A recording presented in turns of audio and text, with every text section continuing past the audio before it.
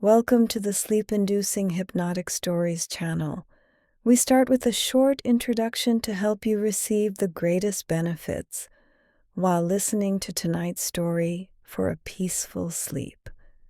You are entering a calm and peaceful space to help you melt away all the busy thoughts of the day and fall asleep easily and naturally by listening to the mystical, magical story of the day, presented in a sleep-inducing hypnotic voice that will put you into total relaxation. The object of our 2-hour long-form videos is to quickly put you into a state of feeling the narration you are hearing while you close your eyes and relax. Your goal in order to fall asleep quickly should be to close your eyes at the beginning and just let go to feel the words rather than to process them. Think of it more as being a way to get bored to sleep and just let the tingles tingle. So get into your most comfortable position under a blanket with your head on a pillow now, and close your eyes while you relax and listen to the narration. Whenever you feel like it, just let go of all thoughts and float off into a deep sleep. Don't worry.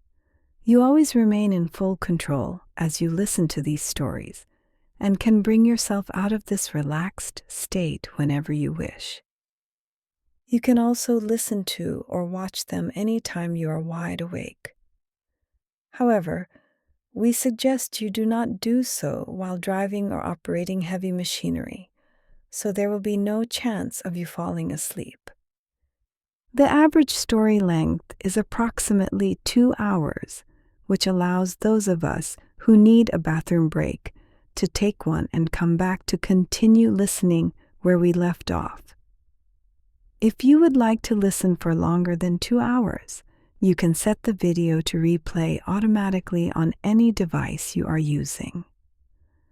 Google can help you find the settings you will need. Listening on the TV with the sound lowered just enough to hear the breathy voice lulling me to sleep is my favorite method. After you awake refreshed and found that this video was helpful, please subscribe to our channel and click the bell to be notified when our next story posts. We would love to hear your thoughts in the comments section, and we'll try to answer any questions you have. Now get as comfy as you can as tonight's story begins. There exists upon this earth a place where the veil between worlds grows gossamer thin, where ancient stone meets infinite sky, and where the whispers of time eternal echo through corridors of volcanic glass and crystalline snow. This is Mount Shasta, rising from the northern reaches of California like a sentinel of the sacred, a beacon for those who seek communion with mysteries that pulse beneath the surface of our waking world. Here, in this consecrated wilderness, the earth herself breathes with a rhythm older than memory, deeper than dream. As you settle into this moment, allow your breath to slow and deepen, matching the ancient cadence of the mountain's heartbeat. Feel yourself drifting, floating, becoming weightless as you journey into the mystical energy that emanates from this most sacred of peaks. Your eyelids grow heavy, so deliciously heavy, as the story of Mount Shasta begins to unfold like petals of night-blooming jasmine, releasing its fragrance into the darkness of your descending consciousness. Mount Shasta stands at 14,179 feet above sea level, a massive compound stratovolcano that has been sculpting itself, layer upon volcanic layer, for more than 590,000 years. Imagine the weight of that time, the patient accumulation of stone and fire, ice and earth. This mountain did not arrive all at once, but grew slowly, incrementally, through the breathing of the planet itself, through eruptions of molten rock that cooled beneath open skies, building cone upon cone, creating a complexity of form that mirrors the complexity of the energies it contains. The mountain you see today is actually 4 overlapping volcanic cones, each one a distinct chapter in an ongoing geological poem. The oldest, known as Sargent's Ridge, whispers of ages past, its weathered flanks telling stories of 2 major glaciations that carved their signatures into stone. Then came Misery Hill, younger but no less imposing, shaped by ice and time into the forms that now grace the upper slopes. And rising above them all, the Hotlam Cone forms the present summit. A relatively young formation in geological terms, perhaps only a few centuries removed from its last whisper of volcanic activity. To the west, the prominent subsidiary cone called Shasta rises to 12,330 feet, so large and impressive that if it stood alone, it would rank as the 4th highest peak in the entire Cascade Range. But Mount Shasta is more than accumulated stone and frozen water. It is more than measurements and elevations, more than the cataloging of its 7 named glaciers, more than the Whitney, Bolam, Hotlam, and Winton glaciers that radiate down from its summit like the petals of a great white flower. The mountain possesses a presence, an awareness, a quality that cannot be captured in topographic surveys or seismic readings. Those who approach with open hearts speak of feeling called, drawn by invisible threads of connection that span continents and cross oceans. They describe arriving at Mount Shasta and experiencing a sensation of homecoming so profound it brings tears, as though some deep and forgotten part of themselves recognizes this place, remembers it from a time before time. Let yourself sink deeper now, your body growing heavier against the surface that supports you, your muscles releasing their daytime tensions one by one. The mountain calls to you too, across this bridge of words and silence, inviting you to rest in its ancient energy, to dissolve into the peaceful depths of sleep while its story continues to unfold. The geological birth of Mount Shasta began approximately 593,000 years ago when andesitic lavas first erupted on what is now the mountain's western flank, near a place called McBride Spring. Over countless millennia, an ancestral Mount Shasta grew to a great but unknown height, a volcanic giant that dominated the landscape. Then, sometime between 300,000 and 360,000 years ago, catastrophe struck.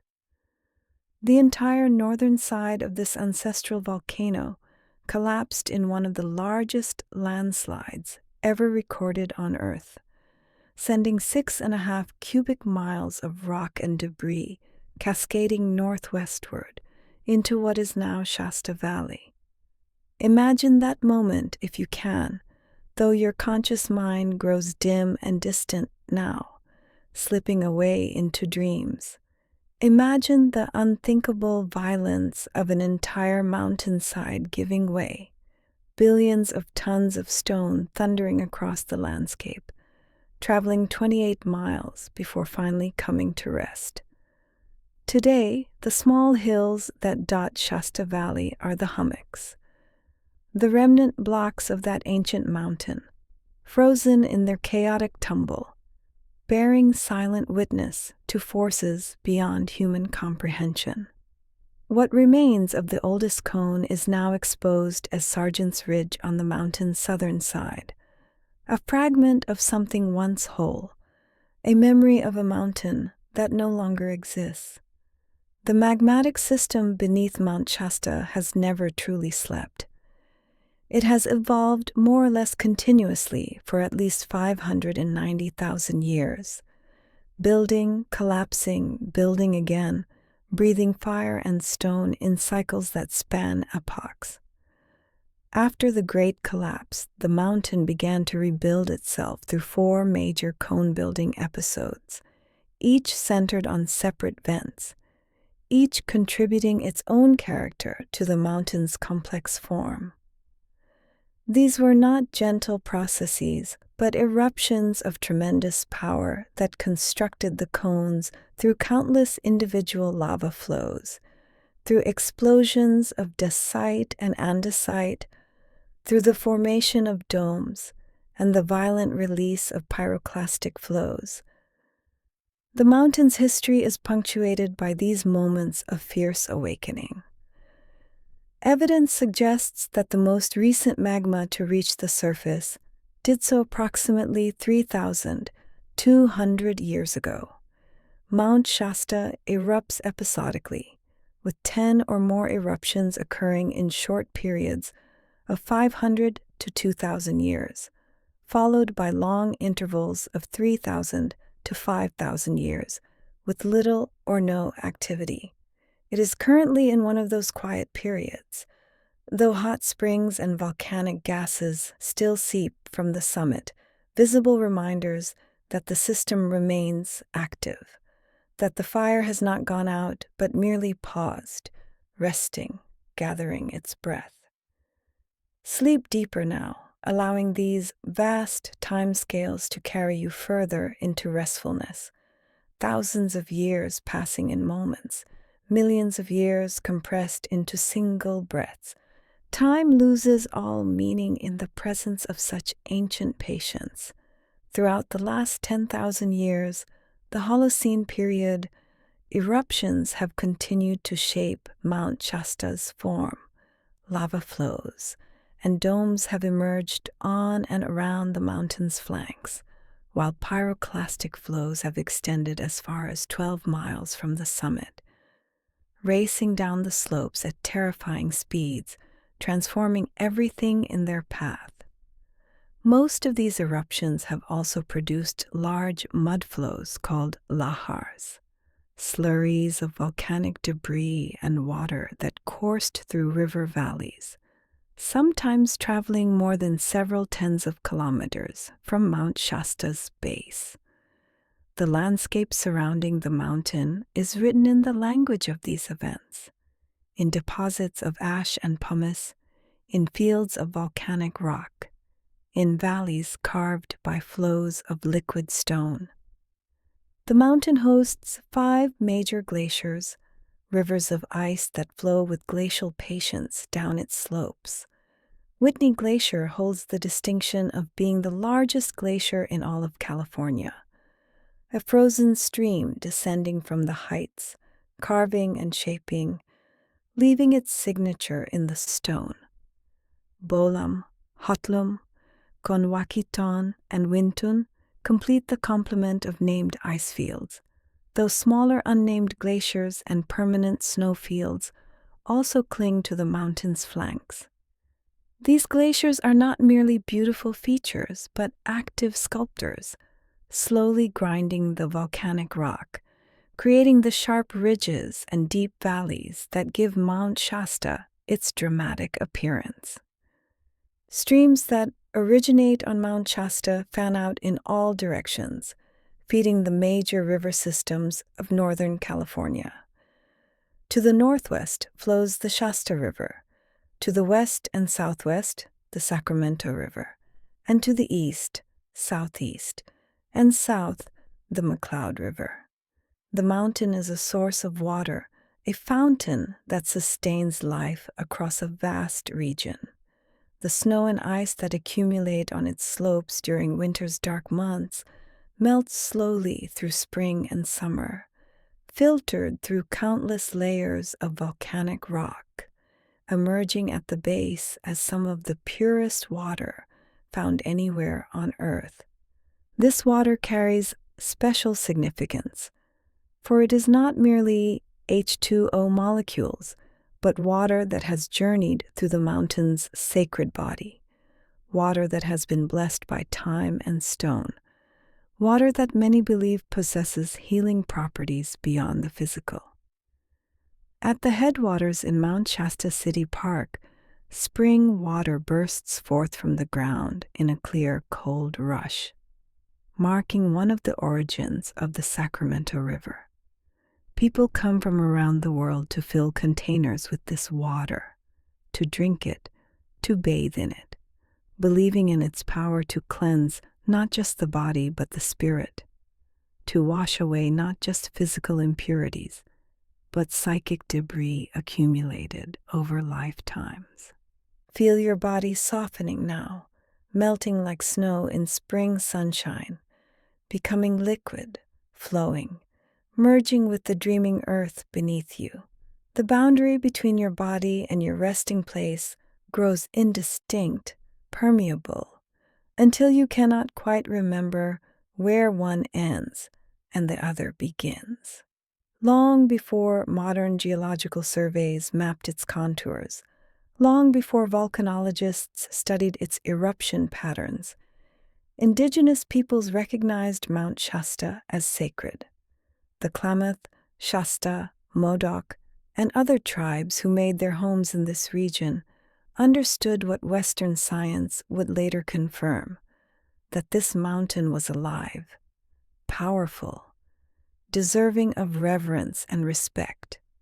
The Klamath people told of how Mount Shasta was inhabited by the spirit chief Skell, who descended from heaven to the mountain's summit at the request of a tribal chief. Skell fought against the spirit of the below world, Lao, who resided at Mount Mazama to the north. Their battle was one of cosmic significance, with the two spirit chiefs hurling hot rocks and lava at each other, shaking the earth with their conflict. This story, passed down through countless generations, almost certainly preserves the memory of actual volcanic eruptions witnessed by the ancestors, translated into mythological language that gave meaning and context to these terrifying events.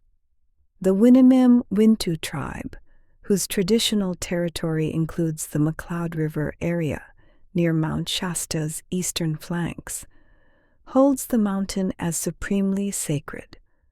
According to their tradition, they emerged from the mountain itself, born from its stone and spirit. This creates an obligation that transcends modern concepts of land ownership or environmental protection. The Winnemem Wintu are watchers of the mountain, caretakers appointed not by human law but by the mountain itself, by the agreement made when their people first drew breath in this world. They understand themselves to be in relationship with Mount Shasta, a relationship based on reciprocal responsibility and deep love. For these indigenous peoples, every aspect of the mountain held spiritual significance.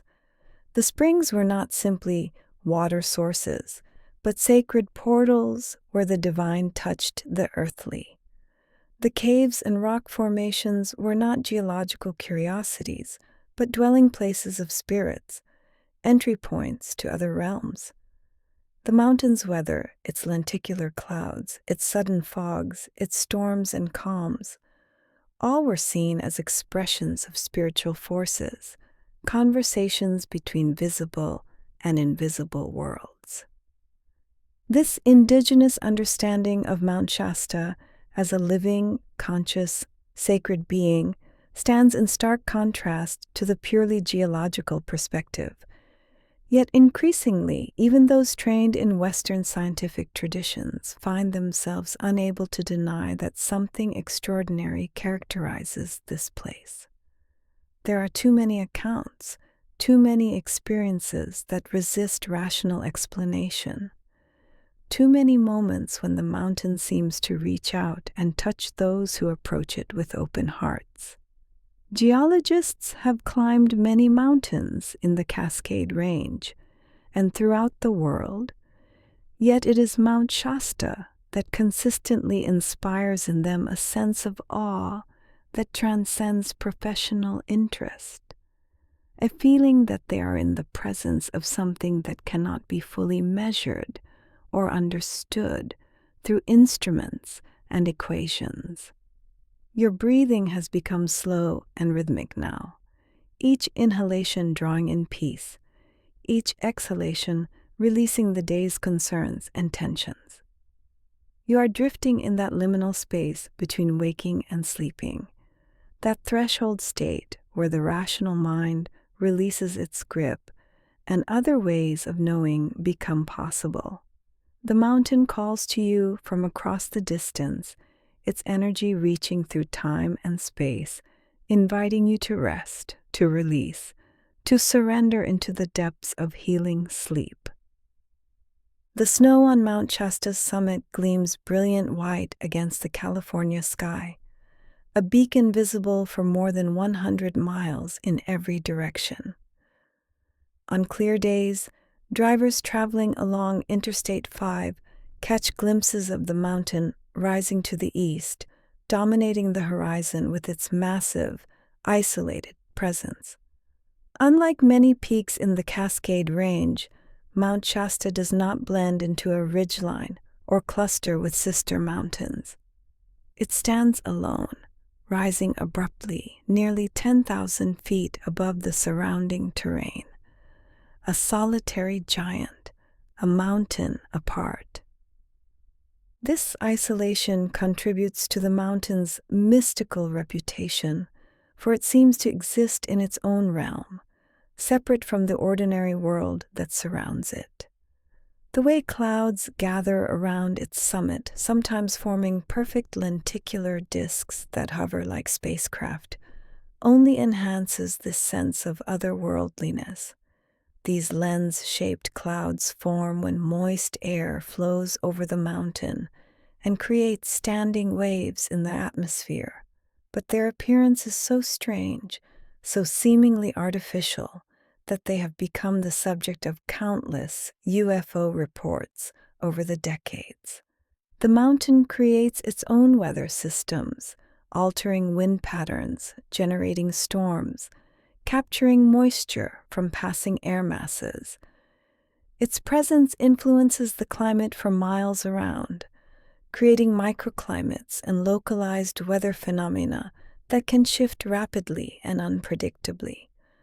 Climbers and hikers on the mountain slopes know to watch the sky constantly, to be prepared for conditions to change in moments, for Mount Shasta guards its mysteries jealously and does not always welcome visitors to its heights.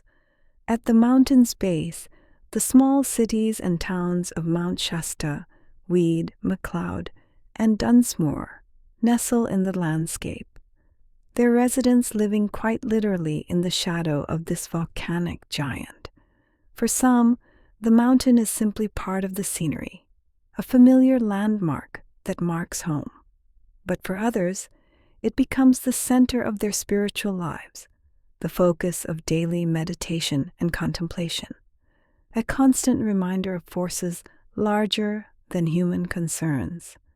Many residents speak of being called to the mountain, of feeling drawn from wherever they were living before, compelled by something they could not name to pack up their lives and relocate to this specific place. These are not people who simply chose to move somewhere with a nice view. They describe the experience in terms of destiny, of recognition, of answering a summons that came from the mountain itself. Some report dreams of Mount Shasta before they knew such a place existed, seeing it clearly in sleep, and then, months or years later, rounding a bend in the highway and recognizing immediately the mountain from their visions. Others speak of hearing a voice, feeling a pull, experiencing an unexplainable certainty that they needed to be here, near this mountain. Even when such a move made no logical sense in terms of career or relationships, or practical considerations. The town of Mount Shasta, with its population of only a few thousand, has an unusually high concentration of metaphysical bookstores, crystal shops, spiritual centers, and practitioners of various healing arts.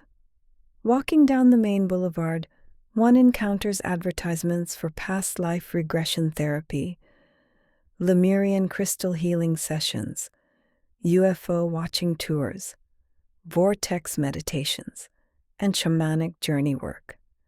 This is not a place where such things are hidden or relegated to the margins. Spiritual seeking is woven into the fabric of daily life here, discussed openly at coffee shops and grocery stores, accepted as normal and natural.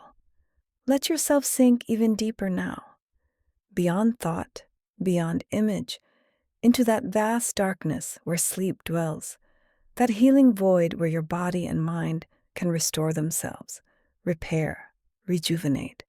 The mountain's energy holds you, supports you, cradles you like a child in the arms of an ancient mother.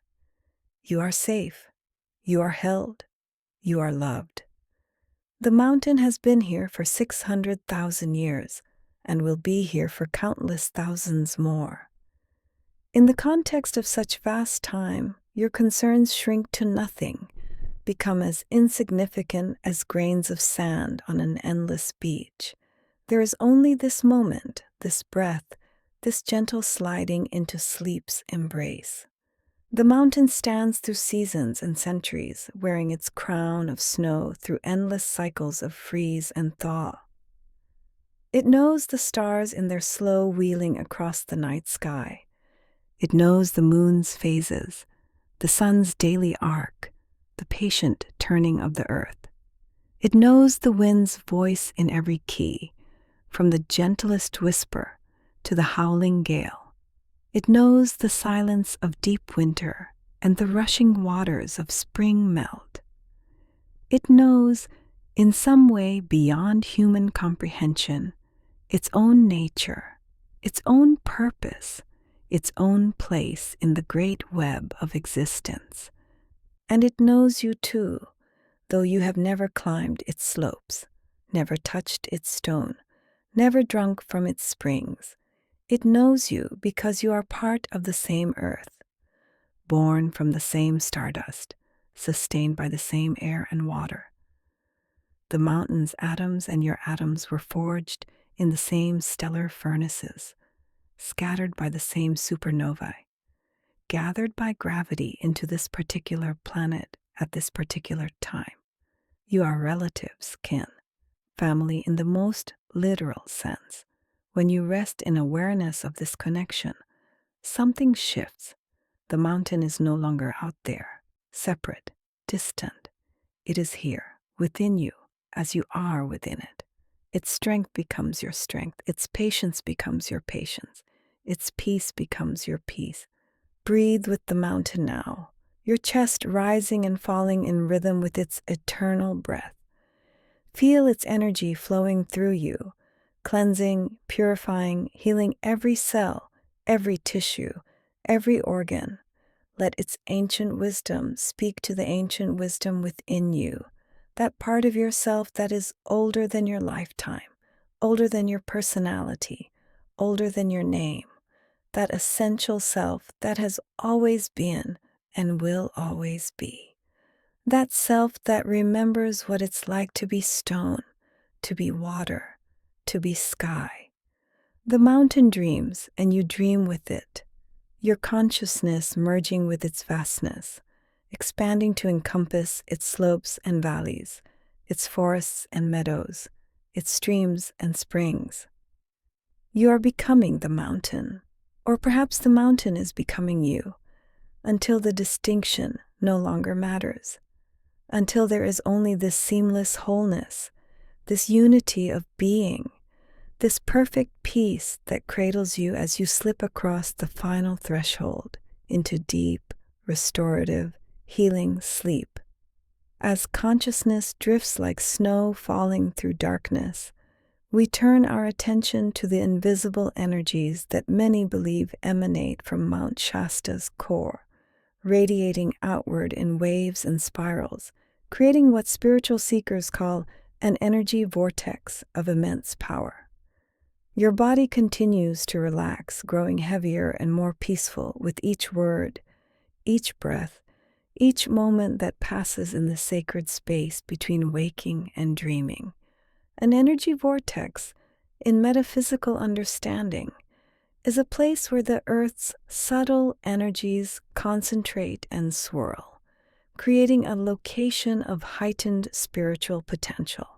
These are places where the membrane between physical and non-physical realities grows thin, where ordinary perception gives way to expanded awareness, where healing occurs not just in body, but in soul. Mount Shasta is recognized worldwide as one of the most powerful such vortexes on the planet, drawing tens of thousands of spiritual pilgrims each year from every continent, every culture, every spiritual tradition. The concept of Mount Shasta as a spiritual power center emerged gradually through the late 19th and early 20th centuries. Though indigenous peoples had recognized the mountain's sacred nature for thousands of years before European contact. As settlers moved into Northern California during the Gold Rush era, they brought with them not only picks and pans, but also their hunger for meaning, their longing for connection to something greater than the material pursuit of wealth. Some of these early arrivals found themselves strangely affected by the mountain's presence, reporting dreams and visions, experiencing unexplained healings, feeling drawn again and again to certain locations on the mountain's slopes. Let your eyelids remain closed, sealed shut by the sweet weight of approaching sleep. There is nothing you need to see, nothing you need to do. Only rest, only surrender, only this gentle dissolving into peace. Stories began to circulate about Mount Shasta's unusual properties. Before tales of Lemurians captured the popular imagination, it was the mountain's healing waters that first attracted urban tourists to the region. Natural springs emerged from the volcanic rock, carrying mineral-rich water that had been filtered through countless layers of stone.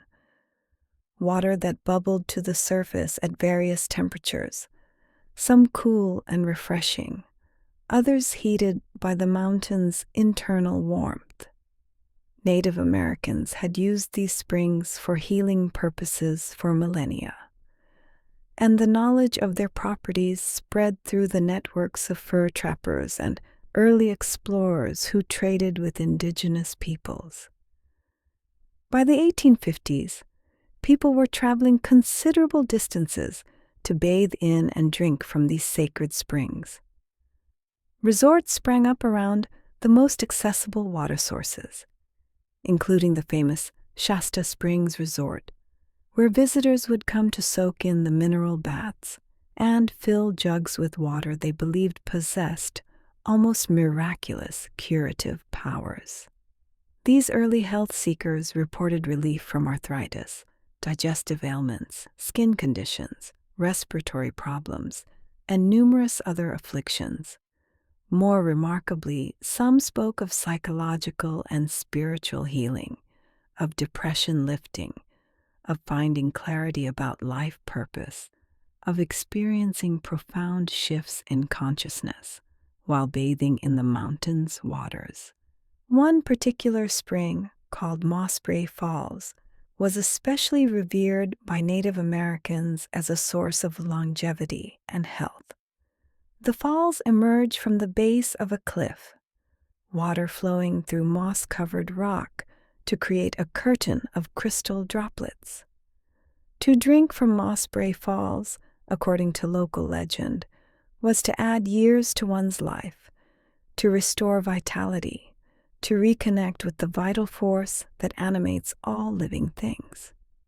Euro-American settlers dubbed certain springs the Fountain of Youth, though they often did so with a mixture of hope and skepticism, not quite believing yet unable to completely dismiss the persistent stories of healing and renewal.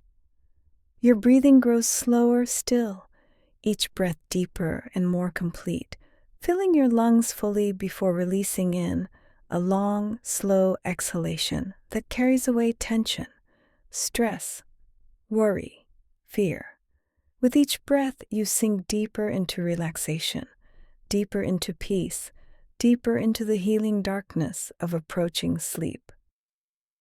Stewart Mineral Springs, located in the foothills near Mount Shasta, has been recognized for its extraordinary healing properties since at least the 1870s.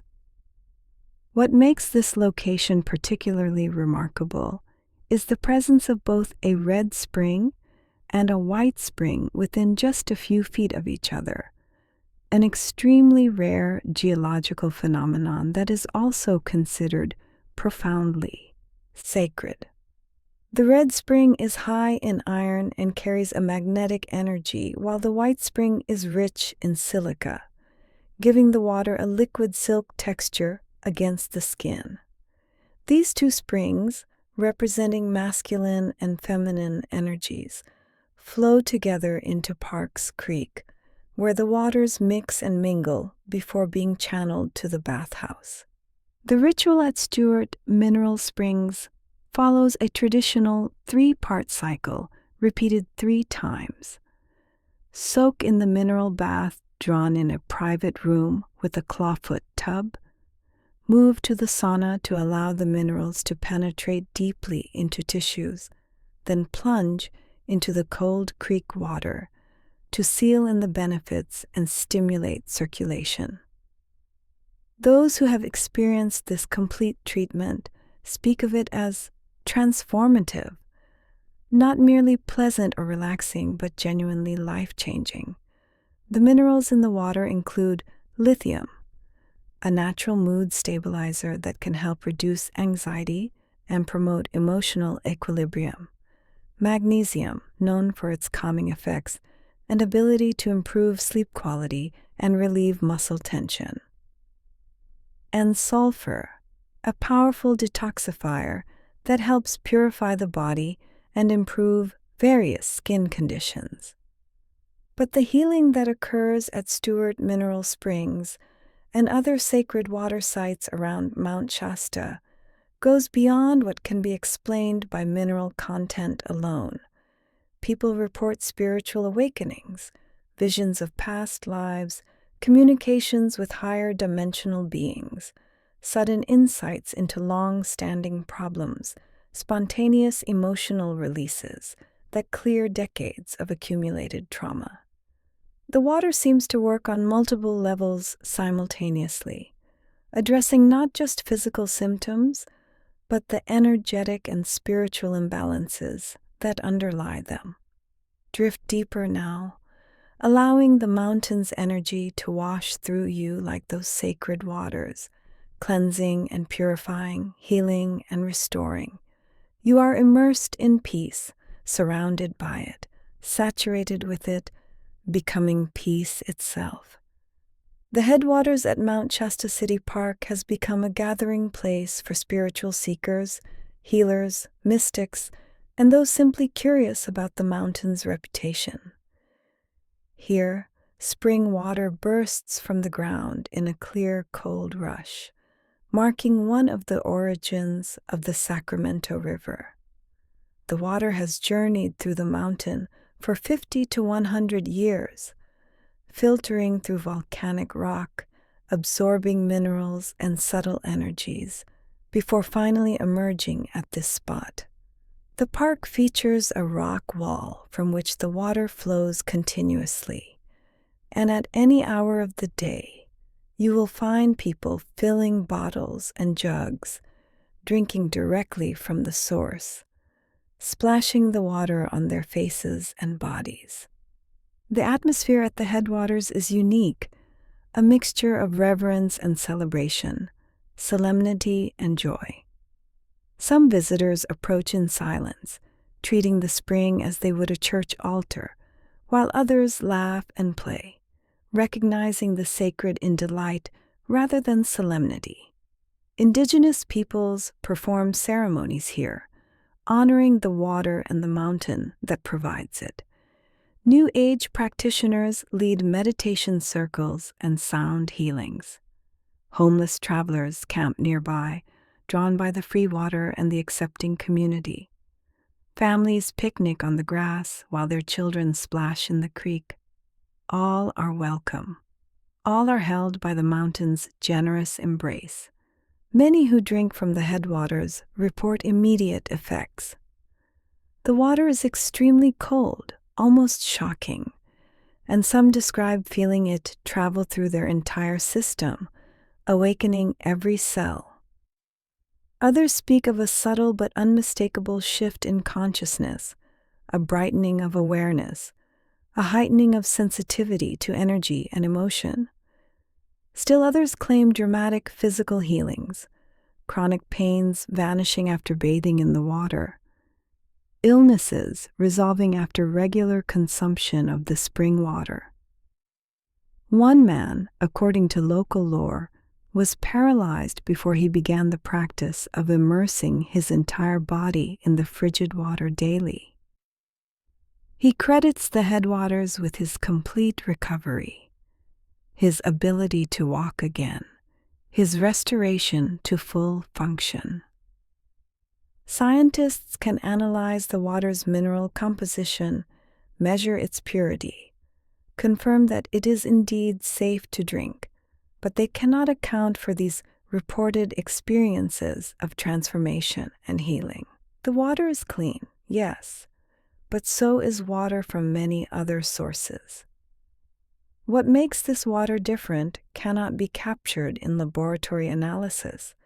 The difference is in the mountain itself, in the journey the water takes through its stone body, in the energy it absorbs and carries, in the intention and reverence with which people approach it. Your body is made mostly of water, the same substance that flows from these sacred springs. As you rest here in deepening sleep, imagine that water within you being purified, revitalized, blessed by connection to the mountain's waters.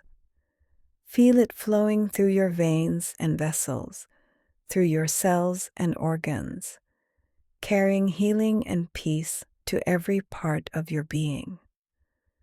Mount Shasta is often described as one of the 7 sacred mountains of the planet, a member of a geomantic network that includes Mount Kailash in Tibet, Mount Fuji in Japan, Mount Kilimanjaro in Tanzania, and others. These mountains are understood not as isolated features, but as nodes in a global energy grid, acupuncture points on the body of the earth where cosmic and terrestrial energies meet and mingle. According to this understanding, Mount Shasta functions as a major light grid of the planet, a place where energy is received from galactic and universal sources before being distributed to other mountains and into various earth energy networks. Some clairvoyants report seeing a massive purple pyramid surrounding Mount Shasta, its tip extending far above the physical mountain into space, connecting it on an intergalactic level to what they call the planetary union. This pyramid also has an inverted version that extends down into the core of the earth, creating a double pyramid or octahedron of energy that spans from the depths to the heights, with Mount Shasta at the central point. Within this geometric energy structure, they say, tremendous forces are balanced and harmonized, making the mountain a place of extraordinary spiritual potential. The mountain is also understood by many as the root chakra of the planet, the energetic center associated with grounding, survival, physical vitality, and connection to the earth. Just as the root chakra at the base of the human spine provides stability and foundation for the entire energy system, Mount Shasta provides a grounding point for planetary consciousness. However, others perceive the mountain differently, feeling it resonate more with the crown chakra, the energy center associated with pure spirit, divine connection, and transcendence. This apparent contradiction actually speaks to the mountain's complexity, its ability to hold and integrate multiple energetic frequencies simultaneously. In fact, various elevations on Mount Shasta are said to contain vortexes that resonate with each of the 7 major chakras, creating a complete spectrum of healing and transformational possibilities. There are vortexes for grounding and physical vitality, vortexes for creativity and emotional flow, vortexes for personal power and will, vortexes for heart opening and compassion, vortexes for communication and truth, vortexes for intuition and inner vision, and vortexes for spiritual connection and cosmic consciousness. Additionally, there are vortexes with specific manifestation properties, places where intentions seem to materialize with unusual speed and clarity. Let yourself relax even more completely, releasing any last threads of waking consciousness, allowing your mind to float free in the vast darkness of deep sleep. The mountain's energy supports you, holds you, carries you safely through the night. One of the most powerful characteristics of Mount Shasta's energy is its ability to shapeshift, to become what each individual visitor needs in the moment. Like the Hawaiian Islands, which also possess this quality, Mount Shasta's sacred sites can adapt their frequency to provide exactly the catalyzing energy required for each person's evolution. This is why 2 people can visit the same location and have completely different experiences, why the mountain feels different each time you approach it, why it seems to know you intimately and respond to your unspoken needs. Spiritual practitioners who guide tours on Mount Shasta speak of this phenomenon with awe and gratitude. They may take hundreds of clients to the same meadow or spring, yet each visit is unique, each person's experience perfectly tailored to their current state and requirements. One person may encounter deep grief that needs to be released and will find themselves sobbing, letting go of years of accumulated sorrow. Another may experience profound peace and will sit in meditation for hours, lost in blissful stillness. A third may receive clear guidance about a life decision and will emerge with absolute certainty about what to do next. The mountain, it seems, is an exquisite and responsive teacher, meeting each student exactly where they are. The veils between dimensions are particularly thin around Mount Shasta, creating conditions where encounters with non-ordinary reality become more likely. Many visitors report seeing or sensing presences that cannot be explained through conventional understanding. These range from nature spirits and elementals to ascended masters and angelic beings, from deceased loved ones to future versions of themselves. Such encounters are spoken of openly in Mount Shasta, discussed at coffee shops and bookstores without the self-consciousness or fear of ridicule that might exist in other communities.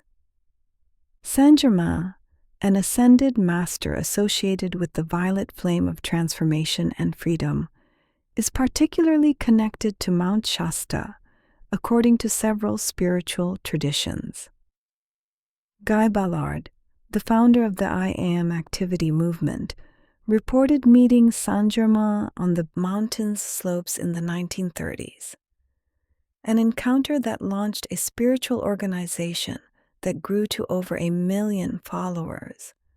According to Ballard, Saint-Germain appeared to him as a physical person, though one who radiated extraordinary light and wisdom. The master shared teachings about spiritual laws, about humanity's divine origin and destiny, about the power of consciousness to transform reality. Other ascended masters reportedly have presences in the Mount Shasta area as well. Jesus, known in some traditions as Sananda or Jeshua, is said to maintain an etheric temple in the mountain's higher dimensions. Kuan Yin, the Bodhisattva of compassion, is felt and seen by many who come seeking healing of the heart. Mother Mary, Maha Chohan, El Moria, and numerous other beings of light are reported to make themselves known to those whose consciousness has developed the capacity to perceive them. Your rational mind, which might once have questioned or resisted these ideas, has now surrendered into sleep, leaving you open and receptive, able to receive whatever healing and wisdom wants to come through as you rest. The mountain knows you. The mountain loves you. The mountain offers you its blessings freely, asking nothing in return except your willingness to receive. Mount Shasta's reputation as a spiritual power center grew significantly after the harmonic convergence in 1987, a synchronized global meditation event based on Mayan calendar prophecies. Mount Shasta was designated as one of the key locations for this gathering, and thousands of people converged on the mountain for what news reports called a spiritual Woodstock. Participants meditated, chanted, danced, and performed ceremonies, all aimed at ushering in a new era of peace and elevated consciousness for humanity. The harmonic convergence marked a turning point, after which Mount Shasta's profile as a destination for spiritual seekers increased dramatically. New Age practitioners, energy workers, channelers, healers, and consciousness explorers began relocating to the area permanently, establishing centers and offering services. The town's character shifted, becoming even more explicitly focused on spiritual growth and metaphysical exploration. This was not without controversy, as some longtime residents and members of indigenous communities expressed concern about the commercialization of the sacred, about people treating the mountain as a spiritual amusement park rather than approaching it with proper respect and humility. These concerns are valid and important. The mountain is not a resource to be exploited, not a commodity to be marketed, not a stage set for Instagram photos and spiritual performance. It is a living presence that deserves the same respect one would offer to an elder, a teacher, a holy being. Those who approach Mount Shasta with genuine reverence, who come to listen rather than to take, who honor the protocols and traditions of the indigenous peoples who have relationship with this land going back millennia. These visitors are welcomed and blessed. Those who come with entitlement, with spiritual materialism, with desire to use the mountain's energy for selfish purposes, often find that the mountain withholds its gifts, that their experience is flat, empty, disappointing. The mountain, in this sense, is conscious and discerning. It knows the difference between genuine seeking and spiritual tourism, between humility and arrogance, between respect and exploitation. This is not anthropomorphization, but recognition of something that indigenous peoples have always known, that the land is alive and aware, that mountains and rivers and forests have their own form of consciousness that responds to how we relate to them. Sink now into the deepest layers of sleep, where healing happens, where your body repairs itself, where your subconscious mind processes and integrates the experiences of the day. The mountain's energy permeates your rest, infusing your dreams with wisdom, surrounding you with protection, holding space for your complete restoration. Many who visit Mount Shasta report that the mountain has called them, that they felt a persistent pull to come here even when they had no logical reason for such a journey. Some experience this call in dreams, seeing the mountain clearly in sleep, and then perhaps years later, recognizing it when they finally arrive. Others hear an inner voice, a whisper that repeats the mountain's name, that insists they need to be here. Still others simply feel a magnetic attraction, an inexplicable certainty that Mount Shasta holds something they need, some missing piece of themselves, some answer to an unspoken question. Once they arrive, many describe the experience as homecoming. Even first-time visitors speak of feeling they have returned to a place they left long ago, that some essential part of themselves remained here while they wandered other lands and lived other lives. This sense of recognition and belonging can be so powerful, it brings people to tears. They stand looking at the mountain and feel seen, known, loved by it in a way that bypasses all their defenses and conditioning, that speaks directly to their deepest self. Some visitors have such profound experiences on Mount Shasta that they reorganize their entire lives around staying near it. They leave careers, relationships, familiar communities, drawn by something they often struggle to articulate but cannot deny. They speak of needing to be in the mountain's energy field, of requiring regular contact with its presence to feel balanced and whole. For these people, Mount Shasta becomes more than a place.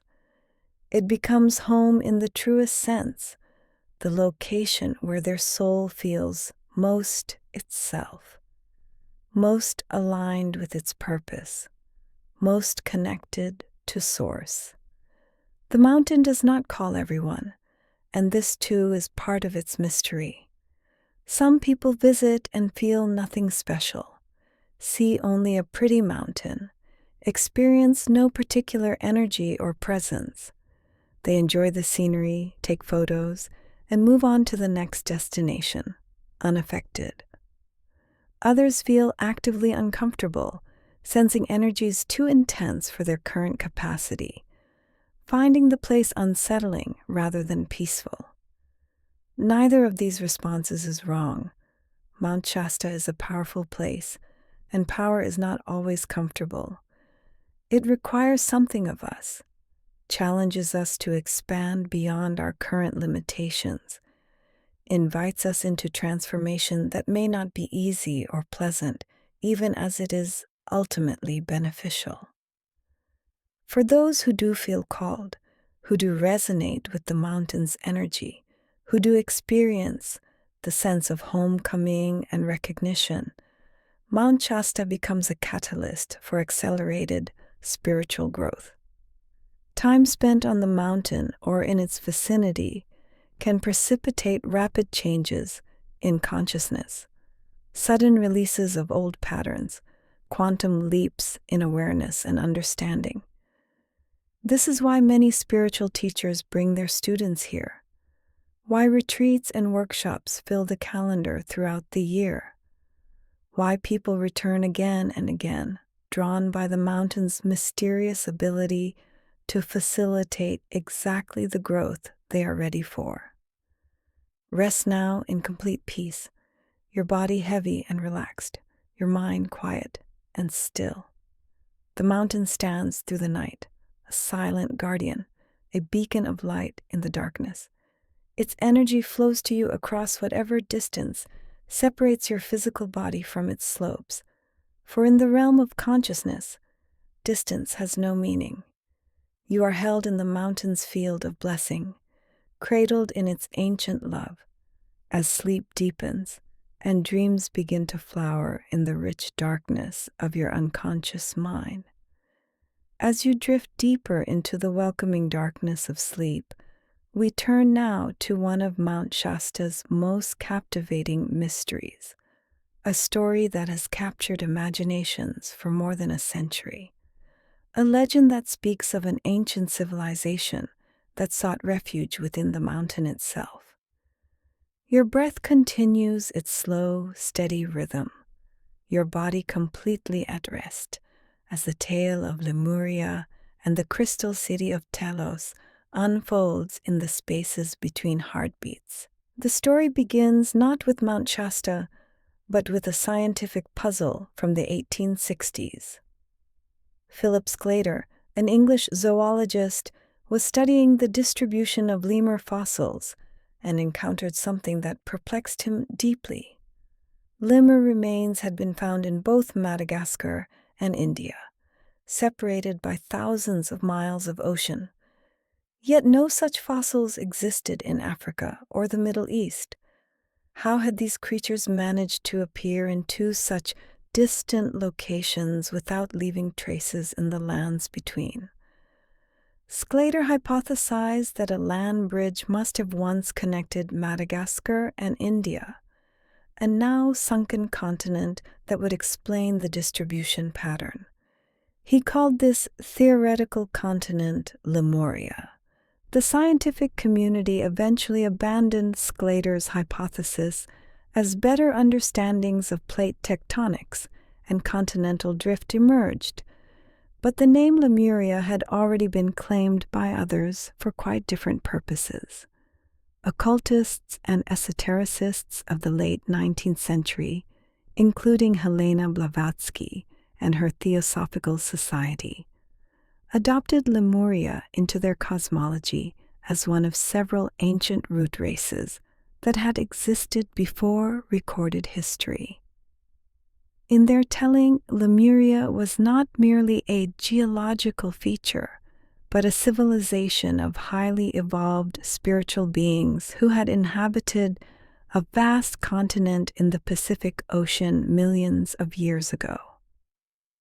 Let your mind float freely now, unmoored from the need to judge or analyze these stories. In the realm of sleep and dream, all things are possible.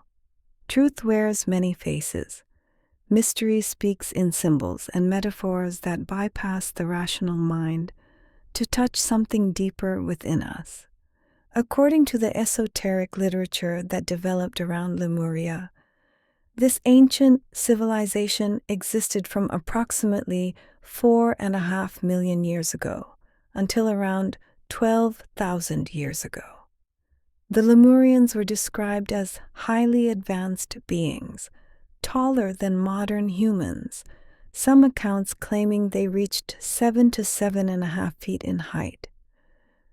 They possessed spiritual and psychic abilities far beyond what most people experience today, including telepathy, telekinesis, the ability to dematerialize and rematerialize at will, and the capacity to consciously work with energy, crystals, sound, and vibration to achieve effects that would appear magical to less developed consciousness. The Lemurian civilization was said to be heart-centered, based on principles of unconditional love, unity consciousness, and the recognition that all beings are interconnected expressions of one source. There was no separation between self and other, no concept of competition or conflict, no hierarchy or domination. The Lemurians lived in harmony with the earth and with each other, their society organized around spiritual development and the evolution of consciousness rather than material acquisition or technological advancement. Though they were technologically sophisticated, in ways that integrated seamlessly with natural laws. Lemuria, according to this tradition, occupied a vast landmass in what is now the Pacific Ocean, stretching from the western coast of North America to Hawaii, Easter Island, Australia, and New Zealand. Parts of California, Oregon, Washington, and Nevada were included in this ancient continent. The climate was warm and pleasant, the land fertile and abundant. The Lemurians built beautiful cities of light, temples, and sacred sites aligned with cosmic energies, gardens where plants grew to extraordinary sizes and possessed properties now lost or forgotten. Your breathing deepens further, your body sinking more completely into the surface beneath you, as though you are being gently absorbed into the earth itself, merging with the ground, becoming one with the mountain, with the ancient land that remembers. Approximately 25,000 years ago, according to the legend, conflict arose between Lemuria and Atlantis, another advanced ancient civilization that existed in the Atlantic Ocean. The source of this conflict was fundamentally philosophical. The Lemurians believed that less evolved civilizations and cultures should be left alone to develop according to their own understanding and at their own pace, allowed to make their own choices and learn from their own experiences. The Atlanteans, by contrast, believed that more advanced civilizations had a responsibility and right to control and direct less developed cultures, to impose their understanding and systems upon others for their own good. This disagreement escalated into a war fought with weapons and technologies far beyond anything known in modern times.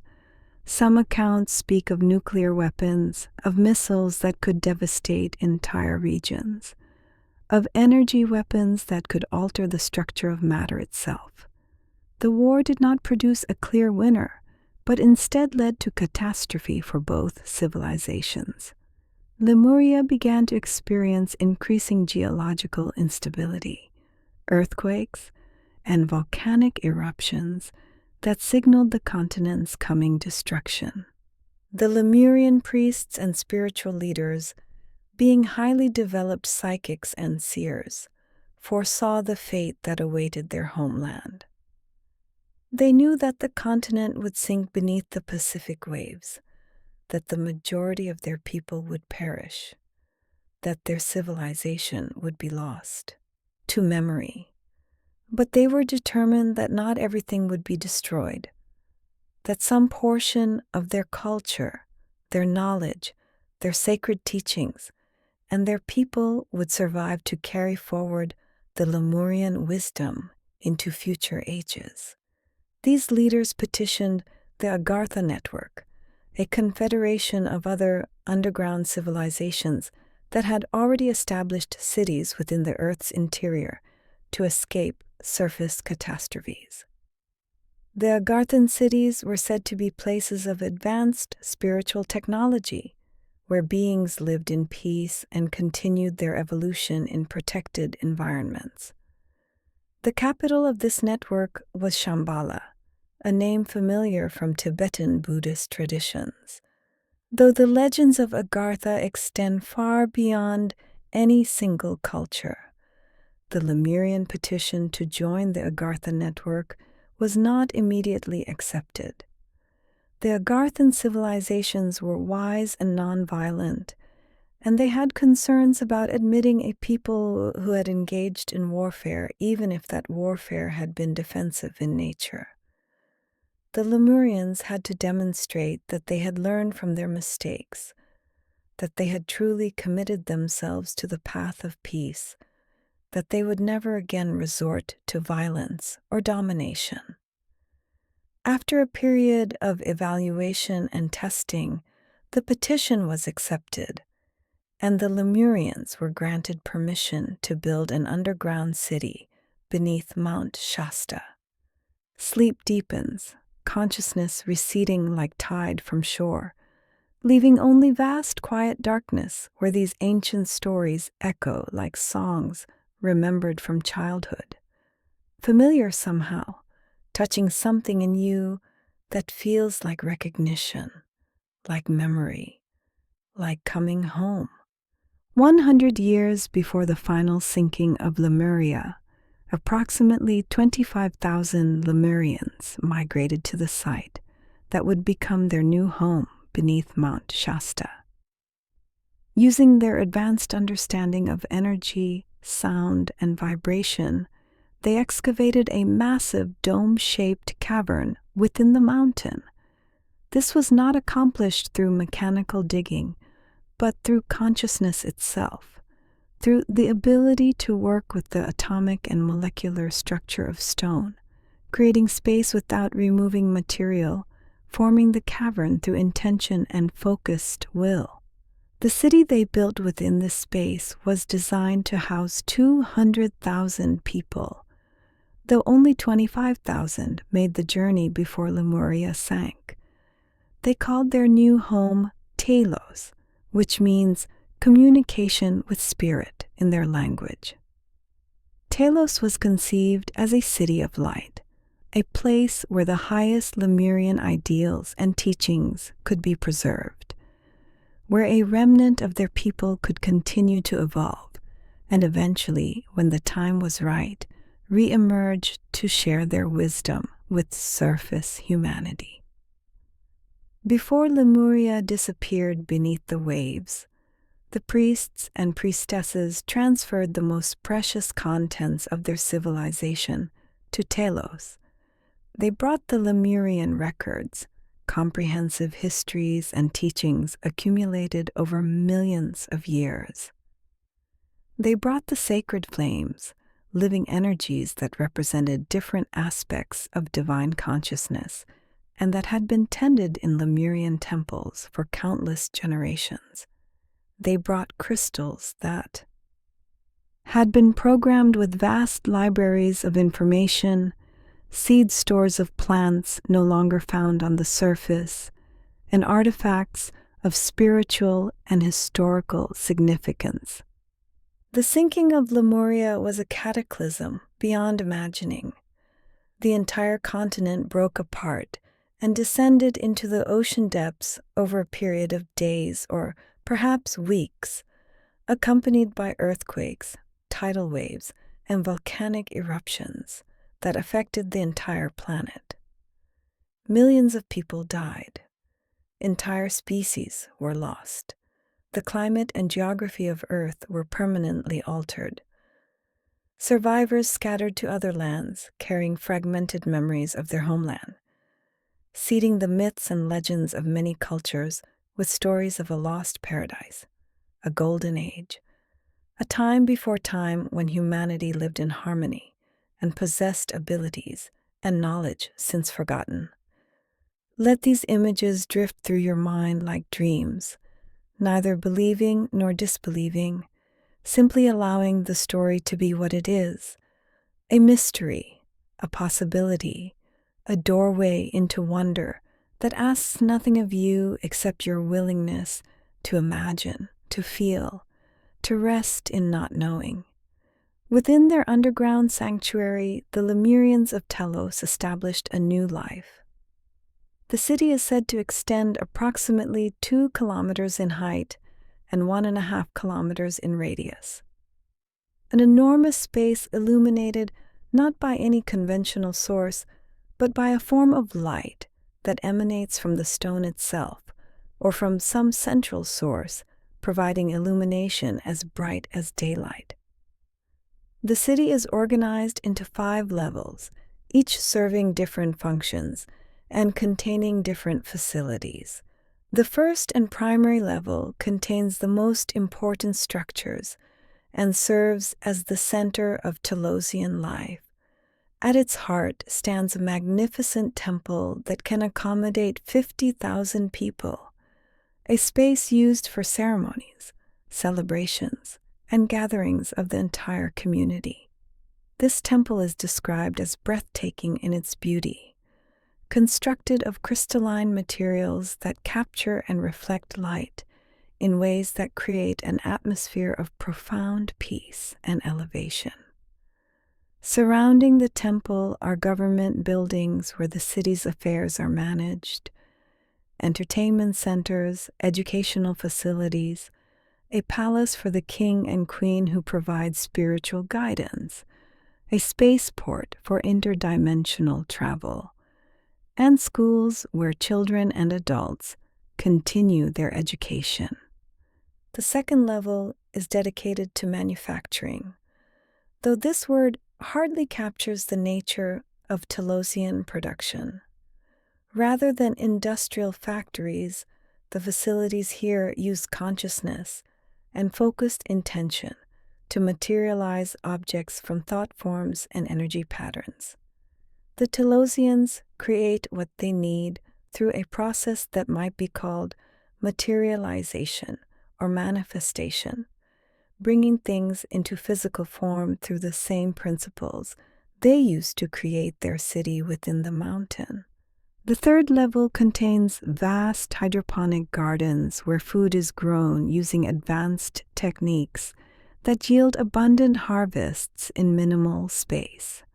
The Telosians are vegetarian, consuming primarily fruits, vegetables, grains, and plant-based proteins. The gardens are tended with love and gratitude, the plants responding to this care by growing with exceptional vigor and nutritional density. The gardens also serve as meditative spaces, places of beauty and tranquility where residents can connect with the green-growing world.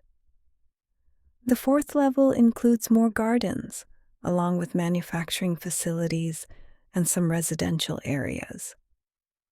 The fifth level holds additional residential zones, with homes described as being round in shape, elegant in design, and perfectly suited to the needs of their occupants.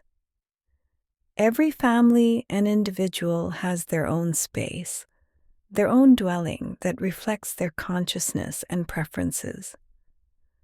Your body has become so heavy now, so relaxed, so completely surrendered to sleep's embrace that you cannot imagine moving, cannot imagine opening your eyes, cannot imagine anything except this perfect peace, this absolute rest, this blissful dissolution into the healing darkness. The population of Telos is said to have grown from the original 25,000 to approximately 1.5 million inhabitants over the 12,000 years since the city's founding. The Telosians are described as living extraordinarily long lives, with many being thousands of years old while maintaining the appearance of someone in their 30s or 40s. This longevity is attributed to several factors: their high consciousness lifestyle free from fear and stress, their pure plant-based diet, their clean environment free from pollution and toxins, their advanced healing technologies, and most importantly, their understanding that aging is not inevitable, but rather a belief pattern that can be transcended through consciousness. The Telosians are said to be tall, with most adults ranging from 6.5 to 7.5 feet in height, though some accounts describe individuals reaching 10 feet or more. They have long, flowing hair, often down to their waists or beyond, and skin that glows with an inner radiance. They typically dress in white robes, though the color can shift to other hues depending on the occasion or the individual's preference. They wear sandals or go barefoot, and they adorn themselves with crystals and gems that serve both decorative and functional purposes, amplifying consciousness and facilitating various forms of energetic work. Communication in Telos occurs primarily through telepathy, though they also speak a language called Solara Maru, which is said to be the root language from which Sanskrit and Hebrew later derived. When Telosians communicate telepathically, they share not just words but complete thoughts, feelings, images, and understandings, allowing for a depth and clarity of communication impossible through spoken language alone. Misunderstandings are virtually unknown, as each person can directly perceive what another truly means and feels. The Telosian society is governed by a council system led by a king and queen, who serve as spiritual leaders and representatives of divine masculine and feminine principles. The king is named Ra, and the queen is Ramumu, though these may be titles rather than personal names. They are supported by a council of 12, 6 men and 6 women, ensuring balance and equality in leadership. Decisions are made through consensus, with everyone's input valued and considered. There is no coercion, no voting that creates winners and losers, but rather a process of dialogue and attunement that continues until a solution emerges that serves the highest good of all. Telos has no money system in the conventional sense. Basic needs are provided for everyone as a birthright. Food, shelter, clothing, education, healthcare, all are freely available. For luxury items or special requests, a system of exchange or trade operates, but it is based on mutual giving rather than accumulation or profit. The concept of ownership is different in Telos than on the surface. Things are used and shared rather than possessed.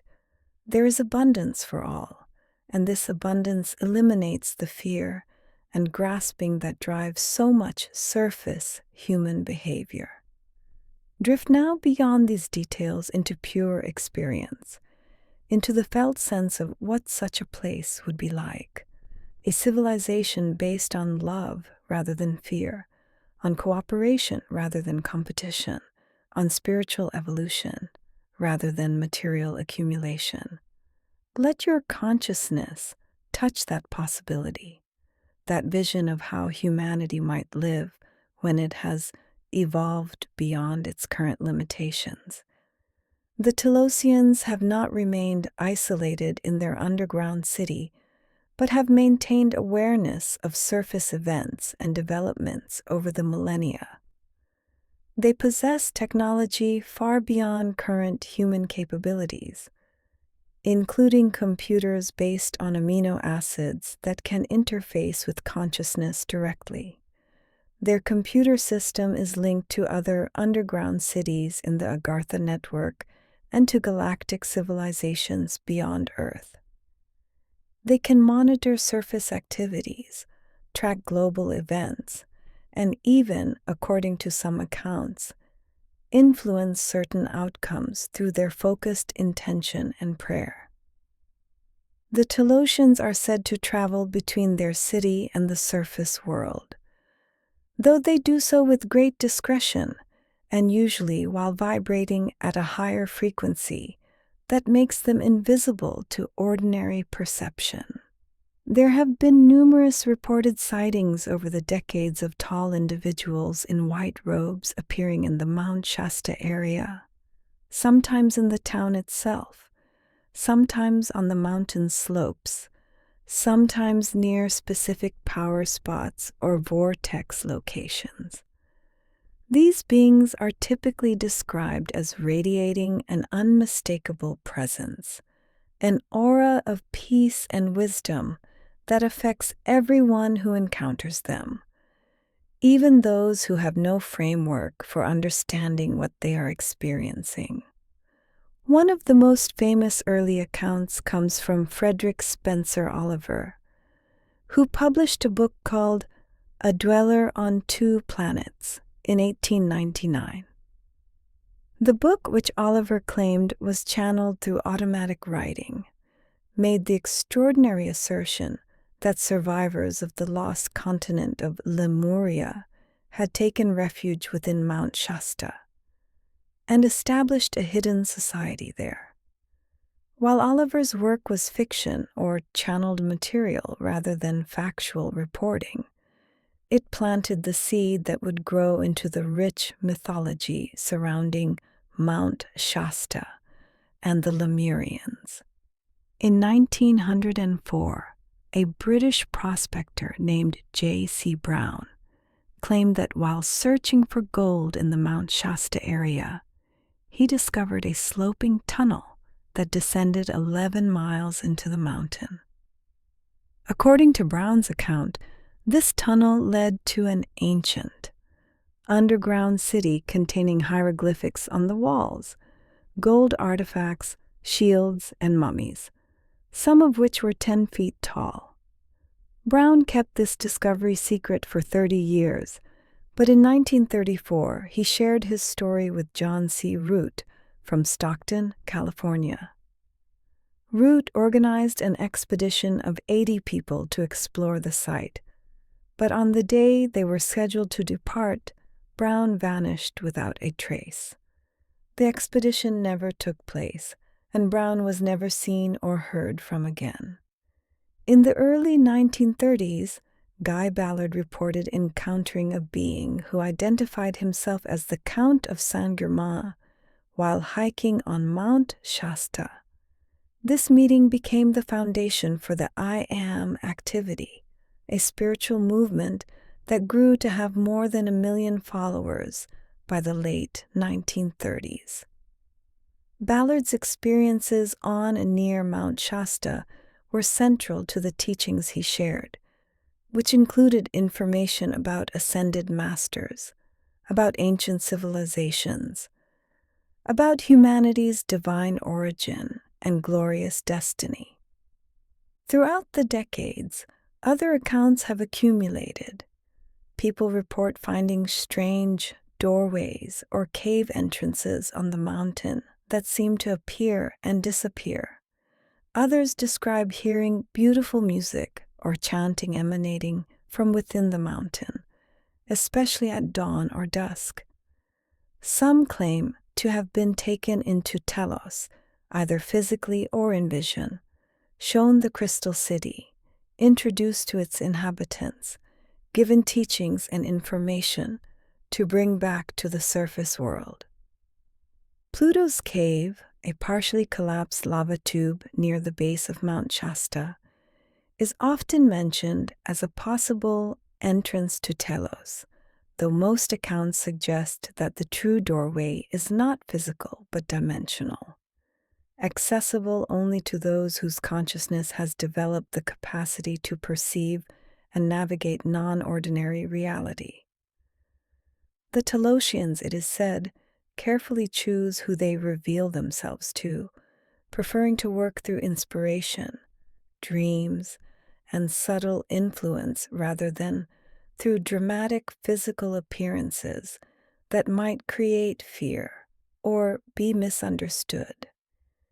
Your breathing has become so slow and deep now, so utterly peaceful, that you barely seem to breathe at all, existing in a state between breath and no breath, between body and beyond body, resting in the vast silence that underlies all sound, the profound stillness from which all movement arises.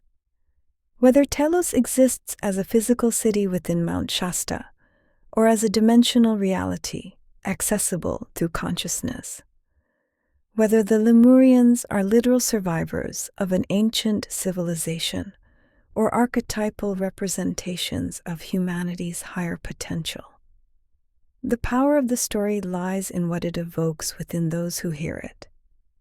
The tale of Lemuria and Telos speaks to a deep longing within the human psyche, a memory or intuition that we once lived differently, that we once possessed capacities and wisdom we have since forgotten, that a golden age existed before the current age of separation and struggle. The Lemurian story offers hope that this golden age is not lost forever, that the wisdom and ways of that ancient time are preserved, held in trust by those who never abandoned the path of. Love and unity consciousness. It suggests that we are not alone in our evolutionary journey, that help and guidance are available from sources both terrestrial and cosmic, that our planet holds mysteries and possibilities far beyond what mainstream science and culture acknowledge.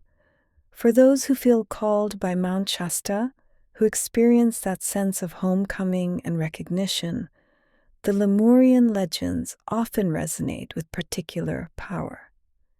Many people report feeling they were Lemurian in a past life, that they lived in Telos or on the continent before it sank, that they carry within their souls memories of that time and that civilization. Whether these are actual past life memories or symbolic representations of spiritual lineage and resonance, they serve a purpose. They connect people to a vision of human potential, to an example of how we might live when we remember who and what we truly are. The Telosians, according to those who channel their messages, are working actively to support the awakening of surface humanity. They send energy and intention to assist with the elevation of consciousness happening on Earth now. They communicate with certain individuals, sharing teachings and information designed to help humanity transition to a new paradigm based on cooperation, sustainability, and recognition of our fundamental unity. They are preparing, some say, for a time when they will be able to reveal themselves more openly, to emerge from their underground sanctuary and establish open contact with surface populations. That time, the channels and contactees report, will come when humanity has evolved sufficiently that such contact will not create fear and chaos, but rather joy and celebration. When we have released the old paradigm of separation, violence, and domination enough, that we can meet our Telosian brothers and sisters as equals, as family, as fellow travelers on the path of evolution. Until then, they work behind the scenes, in dreams and meditations, in synchronicities and subtle influences, gently guiding those who are ready toward greater awareness and more loving ways of being. Rest now in complete peace, your mind empty of thought, your body profoundly relaxed, suspended in the perfect void where healing happens, where integration occurs, where the soul does its deepest work. The mountain holds you, the Lemurians bless you, the ancient wisdom of Telos flows through your sleeping consciousness like streams of liquid light, bringing you exactly what you need for your highest good and greatest healing. As sleep carries you deeper still, beyond dreams, and into the profound silence where consciousness touches infinity, we turn our attention skyward to the lights and phenomena that have been witnessed above and around Mount Shasta for decades, to encounters that stretch the boundaries of understanding and invite us to consider that this sacred mountain may serve as a meeting place, not only for earth energies, but for intelligences from realms far beyond our world. Your breath flows in gentle waves, your body weightless in the ocean of sleep as these mysteries unfold. Mount Shasta has earned a reputation as one of the most active locations in the United States for UFO sightings and unusual aerial phenomena. Local residents and visitors alike report seeing strange lights in the sky with remarkable frequency, objects that move in ways no conventional aircraft can match, craft that appear and disappear instantaneously, formations of lights that dance and weave through the night sky above the mountain's summit. These sightings have been documented, photographed, videotaped, and reported to organizations like the Mutual UFO Network, Project Blue Book, and the National Investigations Committee on Aerial Phenomena over many decades. Brian Wallenstein, a longtime Mount Shasta resident and researcher, compiled hundreds of these accounts into a comprehensive book examining the UFO phenomenon in the region. His research revealed patterns and consistencies across decades of reports, suggesting that something genuine and ongoing is occurring in the skies around the mountain. Wallenstein himself has witnessed multiple sightings, always in the company of other witnesses, lending credibility to his accounts. He describes Mount Shasta as ranking 13th out of 300 locations nationwide for UFO activity, a striking statistic for such a relatively remote and sparsely populated area. One particularly dramatic incident occurred in the early 1990s, when 2 missiles were reportedly observed chasing a UFO over the Dunsmuir area, just south of Mount Shasta. According to witnesses, one of the missiles crashed on the mountain, and hundreds of people saw the event unfold. Wallenstein reports that subsequent newspaper coverage provided cover stories that explained away what had happened, causing most people to forget or dismiss what they had witnessed. But the memories persisted among those who had been there, who had seen with their own eyes something that defied official explanation. Let your consciousness expand now, drifting beyond the confines of your body, beyond the room where you rest, beyond Earth's atmosphere into the star-filled darkness of space. You are safe, held always by forces of love and protection, free to explore without fear, to imagine without limitation. The most commonly reported UFO sightings around Mount Shasta involve lights, glowing orbs that appear in various colors: white, gold, blue, green, red, sometimes changing color as they move. These lights are often seen hovering above the summit or moving along the mountain's flanks, sometimes in groups, sometimes individually. They can remain stationary for extended periods, seemingly observing, or they can streak across the sky at impossible speeds, making right-angle turns and other maneuvers that violate the laws of physics as conventionally understood. Witnesses describe feeling drawn to watch these lights, unable to look away, experiencing a sense of communication or connection even when no words are exchanged. Some report receiving telepathic messages during sightings, information about humanity's future, about the importance of raising consciousness, about coming earth changes, and how to prepare. Others simply feel an overwhelming sense of peace and love, and knowing that they're being seen and cared for by intelligences far more advanced than our own. The lenticular clouds that frequently form above Mount Shasta's summit add another layer to the UFO phenomenon. These lens-shaped clouds, created by moisture, condensing and standing. Waves of air that flow over the mountain look remarkably like classic flying saucers. They can be so convincing that the United States Forest Service has had to issue statements clarifying that certain spectacular cloud formations over Mount Shasta are natural weather phenomena rather than alien spacecraft. Yet some researchers and experiencers insist that these clouds are not always what they appear, that the Lemurians and other advanced beings used these natural formations as camouflage for their craft, hiding in plain sight within weather patterns that provide convenient cover.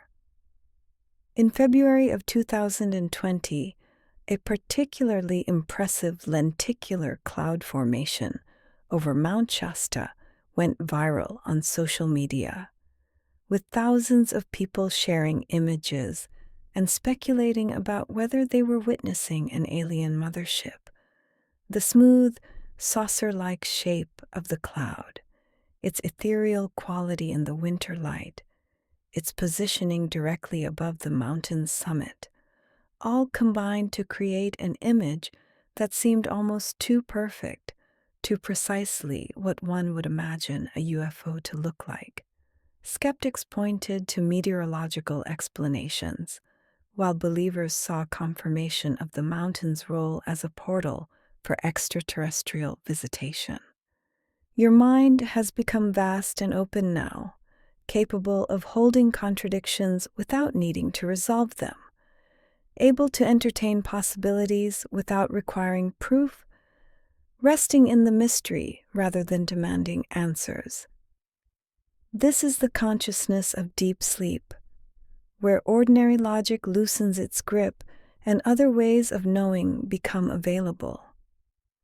Grant Cameron, a respected UFO researcher who spent decades investigating the phenomenon, documented extraordinary events that occurred at Mount Shasta in August of 2017. Two groups gathered on the mountain that weekend, both drawn by telepathic messages received from extraterrestrial beings. Ricardo Gonzalez, a contactee from Peru, had received a communication in September 2016 during meditation, a female ET named Ivica telling him to return to a specific location on Mount Shasta, Sand Flat, between August 18th and 20th of the following year. She promised that her people would be there, would make their presence known. Cameron himself received a message while traveling to Mount Shasta, not knowing about Gonzalez's group or their plans.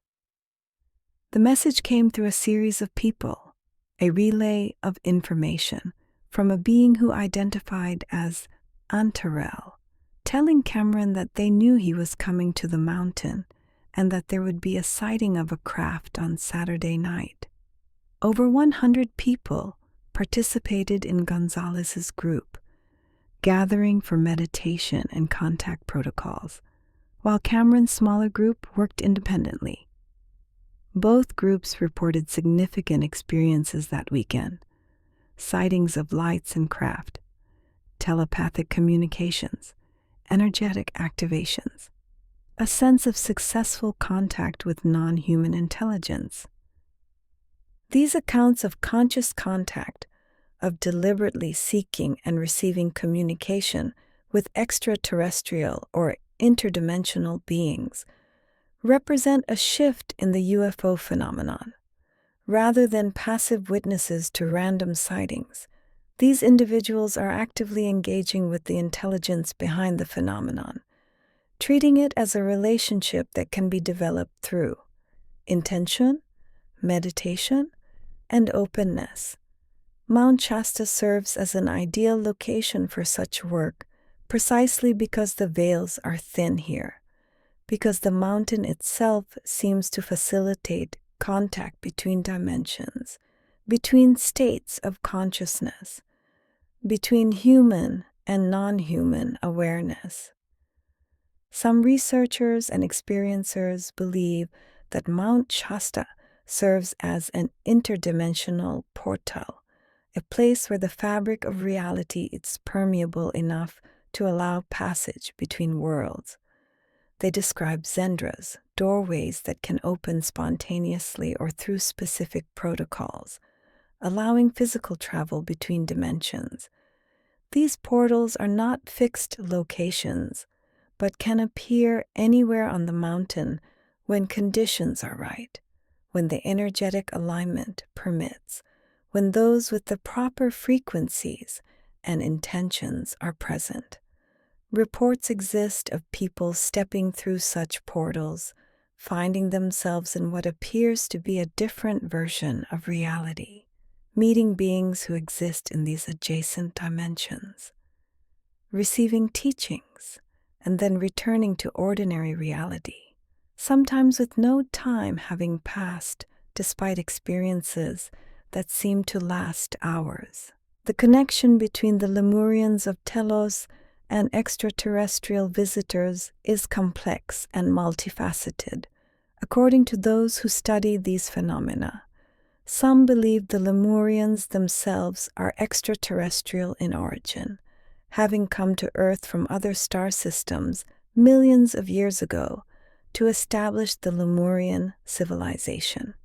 Others suggest that Telos serves as a meeting place, an embassy of sorts, where Lemurian representatives interface with various extraterrestrial groups as part of Earth's participation in larger galactic communities and confederations.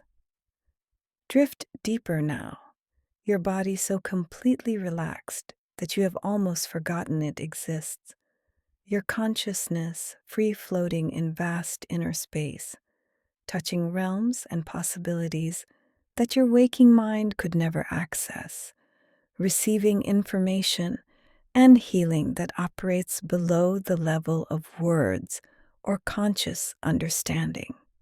The concept of Earth as a member of galactic civilization, of humanity as one species among many in a universe teeming with intelligent life, challenges the isolation and exceptionalism that has characterized human self-understanding for so long.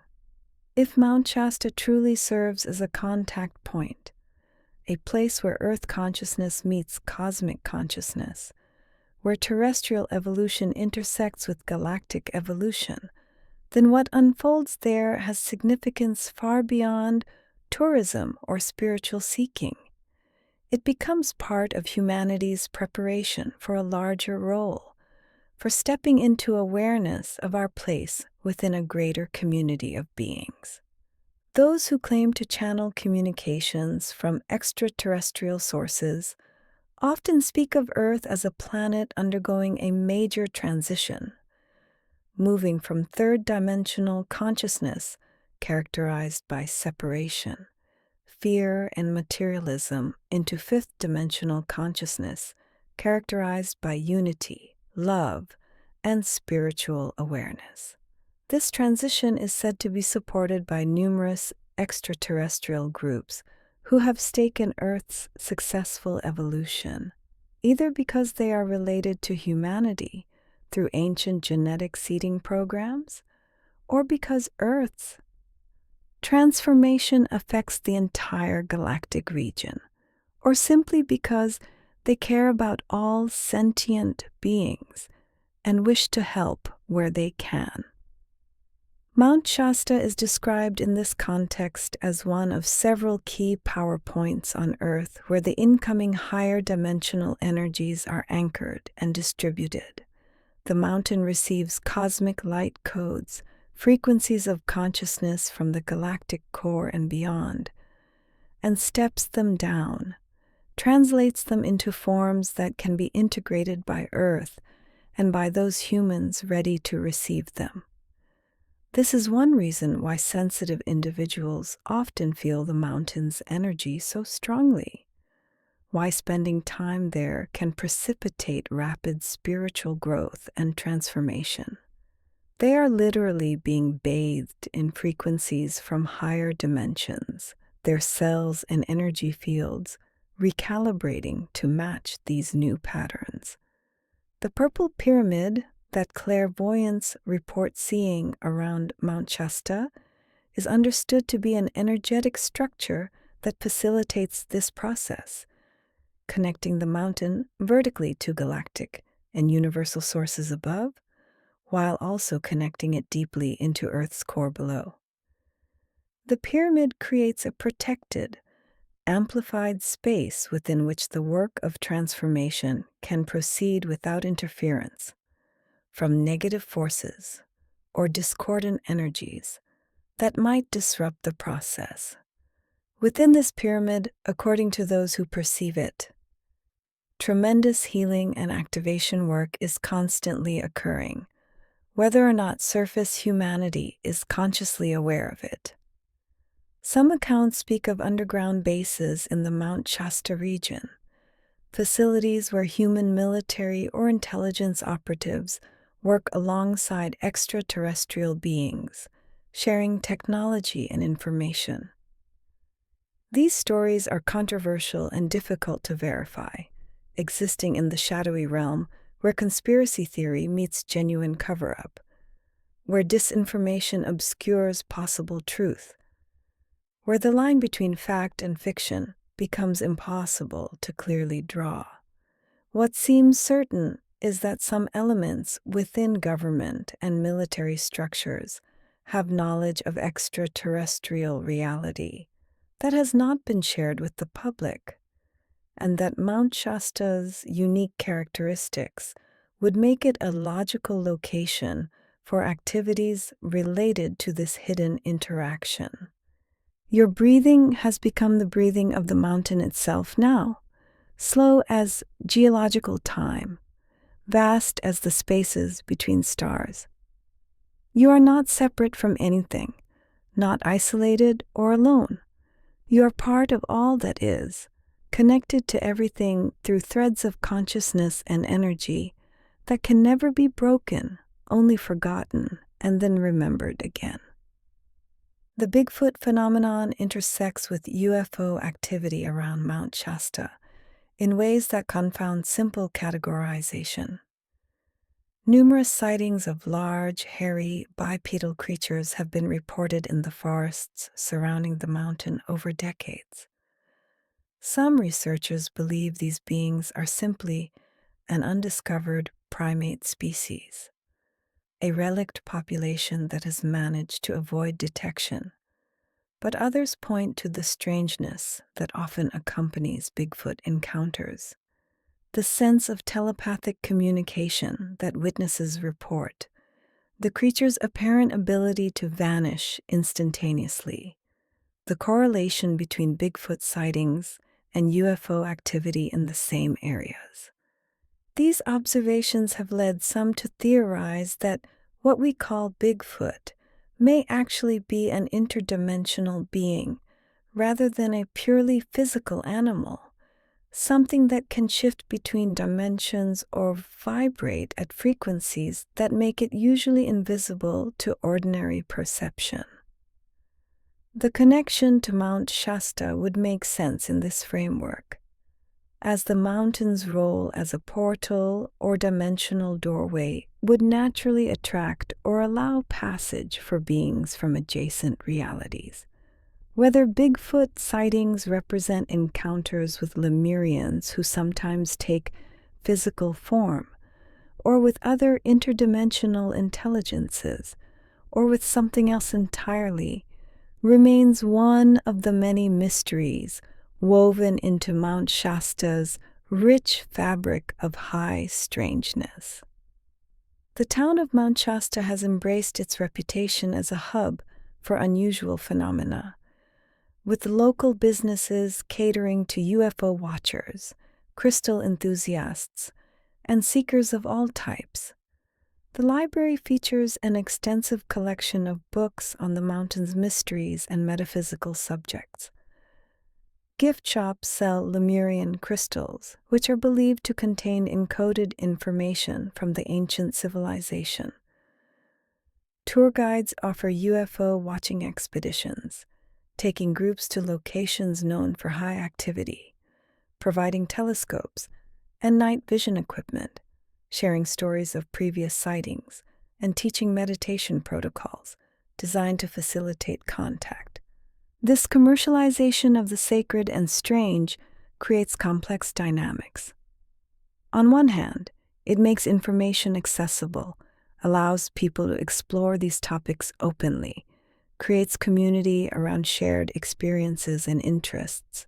On the other hand, it risks trivializing profound mysteries, turning genuine spiritual seeking into entertainment, exploiting the sacred for profit. The line between authentic spiritual practice and spiritual materialism, between genuine research and exploitation, is not always easy to discern or maintain. Those who approach Mount Shasta's mysteries with genuine openness, humility, and respect tend to have very different experiences than those who come with entitlement, sensationalism, or purely recreational intent. The mountain seems to know the difference, offering its gifts freely to the former while remaining closed to the latter. This is not punishment, but natural consequence. Certain frequencies open certain doors. Certain attitudes create certain possibilities. To meet the extraordinary requires that we ourselves become extraordinary, that we elevate our consciousness to match the consciousness we wish to encounter. Sink now into the deepest reaches of sleep, beyond all images and stories, beyond all concepts and categories, into pure being, pure awareness, pure presence. You are held in the loving attention of forces and intelligences far beyond human comprehension, blessed by their care, supported in your evolution, never alone even in your aloneness. The question of whether extraterrestrial life exists has been definitively answered yes by many who have studied the evidence carefully and without prejudice. The remaining questions concern the nature of this contact, the intentions of various groups, the implications for humanity's understanding of itself and its place in the cosmos. Mount Shasta appears to be one location where some of these questions can be explored directly, through personal experience, rather than only through intellectual analysis. For those willing to spend time on the mountain with open awareness, to meditate in its power spots, to sleep under stars on its slopes, to drink from its springs and walk its trails with reverence and attention, encounters with the extraordinary become possible, even likely.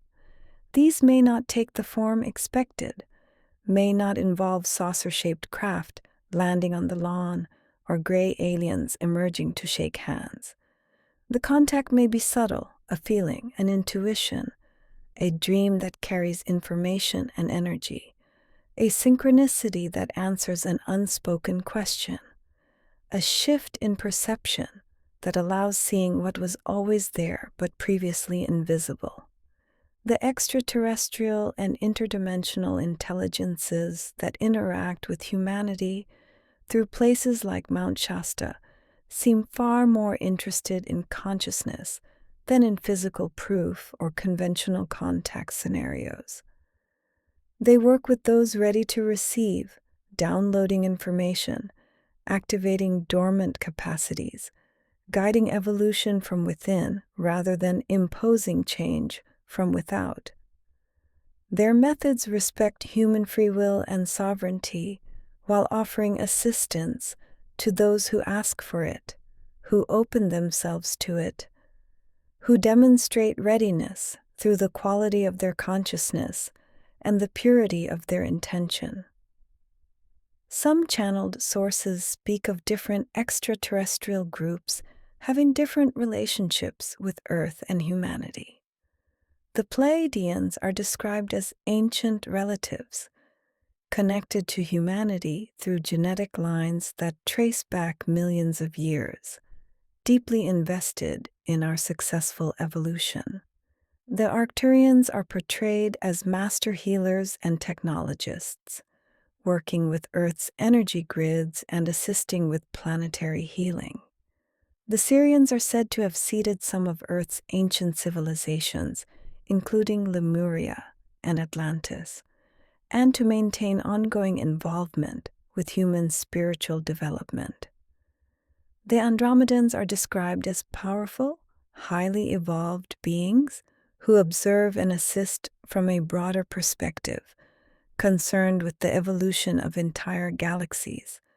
Whether these specific identifications and characteristics are accurate or are instead human interpretations of something beyond our categories and concepts, the underlying recognition seems valid, that Earth is not isolated, that humanity is not alone, that we are part of a greater community of conscious beings, and that places like Mount Shasta serve as meeting grounds where these different streams of consciousness can intersect and interact.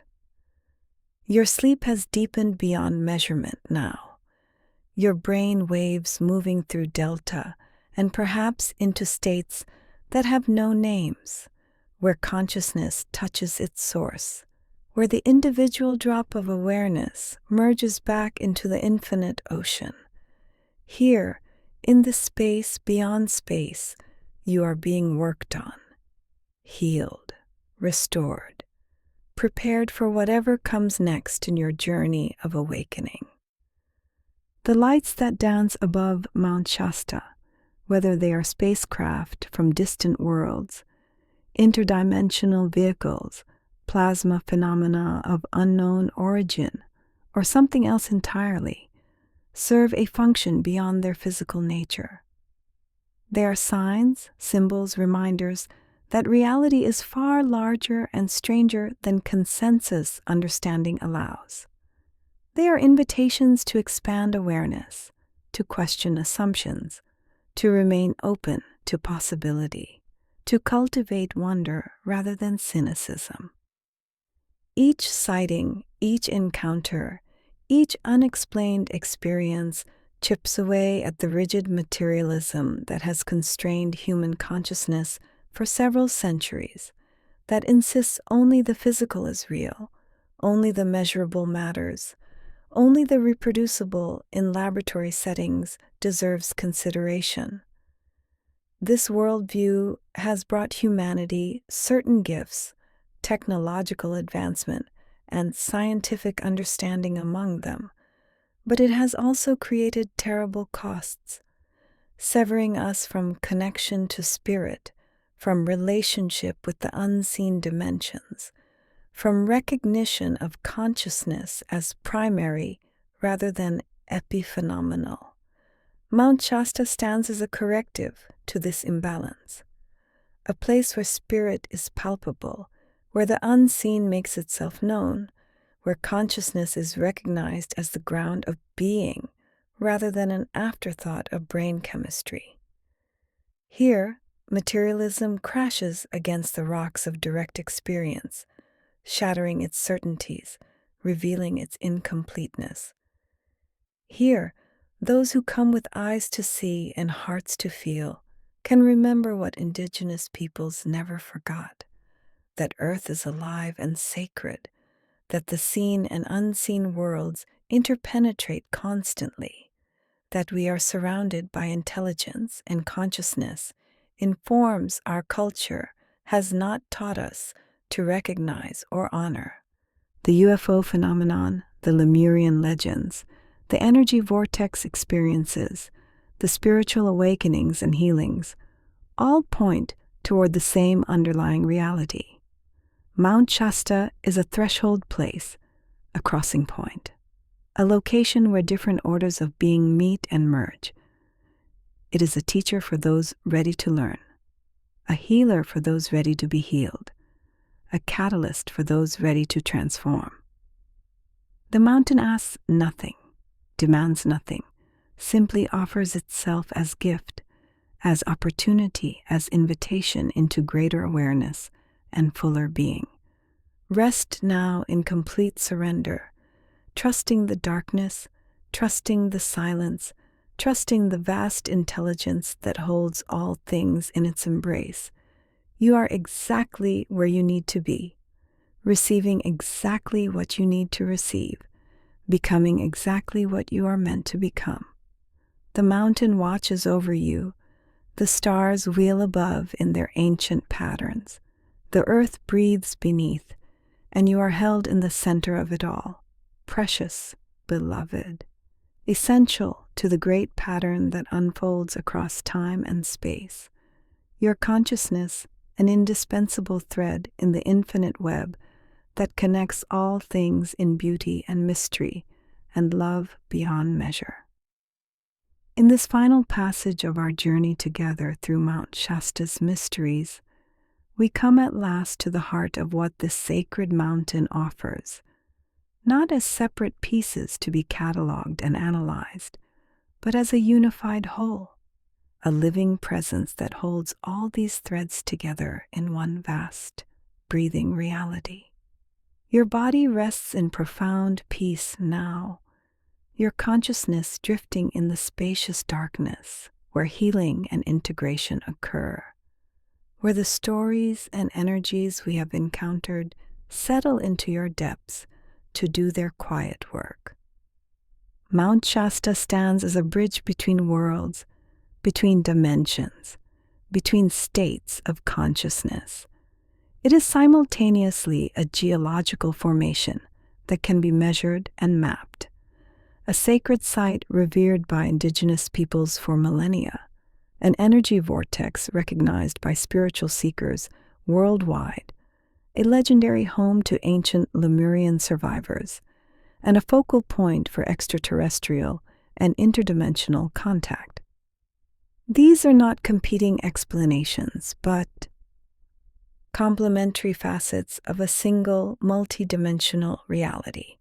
The mountain is all of these things at once, and more besides, containing mysteries within mysteries, depths beneath depths. Those who visit Mount Shasta often speak of the mountain choosing them rather than the reverse, of feeling called or summoned by something they cannot name but cannot ignore. This call operates at frequencies below conscious awareness, speaking to the soul rather than the personality, to the eternal self rather than the temporary ego.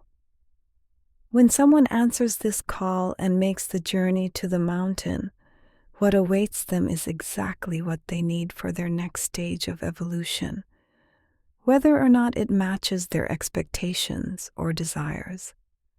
Let your breath continue its slow, rhythmic flow, each inhalation drawing in peace and healing, each exhalation releasing everything that no longer serves you. The mountain's energy moves through you with each breath, cleansing, purifying, restoring balance and harmony to every level of your being.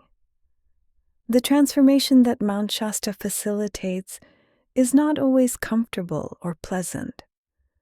Sometimes the mountain strips away illusions we have cherished, dissolves identities we have clung to, brings to surface wounds we have tried to bury. This is the work of a fierce compassion, a love that cares more about our liberation than our comfort. The mountain knows what we carry that holds us back, what patterns and programs limit our expansion, what fears keep us small. And if we are willing, if we surrender to the process, the mountain will help us release these constraints, not gently necessarily, but effectively, powerfully, completely. Many people report that their time on Mount Shasta precipitates major life changes. Relationships end or deepen. Careers shift or transform entirely. Living situations change. Old patterns that have persisted for decades suddenly break and new possibilities emerge. These changes are not random chaos, but rather the natural result of consciousness shifting, of frequencies elevating, of the authentic self claiming its rightful place at the center of life. When we align with who we truly are, everything that was built on false foundations must fall away, making space for something more real, more aligned, more whole to emerge. The spiritual communities that have gathered around Mount Shasta over the decades serve as containers and support systems for these transformation processes. People come from around the world, and many decide to stay, creating a population that understands what happens on the mountain, that can hold space for others going through intense experiences, that can offer guidance and perspective born of their own journeys. This is the positive side of spiritual tourism, the creation of conscious community, the gathering of people committed to awakening and evolution, the formation of networks of support and shared understanding. Sink deeper still, beyond thought, beyond feeling, into the pure awareness that witnesses all experience without being touched or changed by any of it.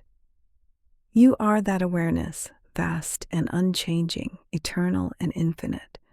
And you are also the small self having this particular human experience, these temporary thoughts and feelings, this finite life. Both are true simultaneously, and Mount Shasta helps us hold this paradox, helps us live from both perspectives at once.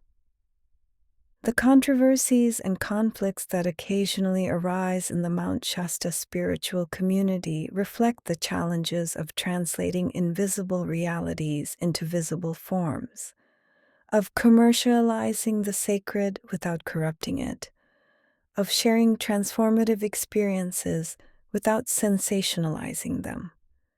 These tensions are probably inevitable anywhere that spirit and matter meet, anywhere that the extraordinary brushes against the ordinary, anywhere that deep transformation is occurring within the constraints of everyday human structures and systems. What matters is approaching these complexities with discernment, with humility, with willingness to honor multiple perspectives even when they conflict.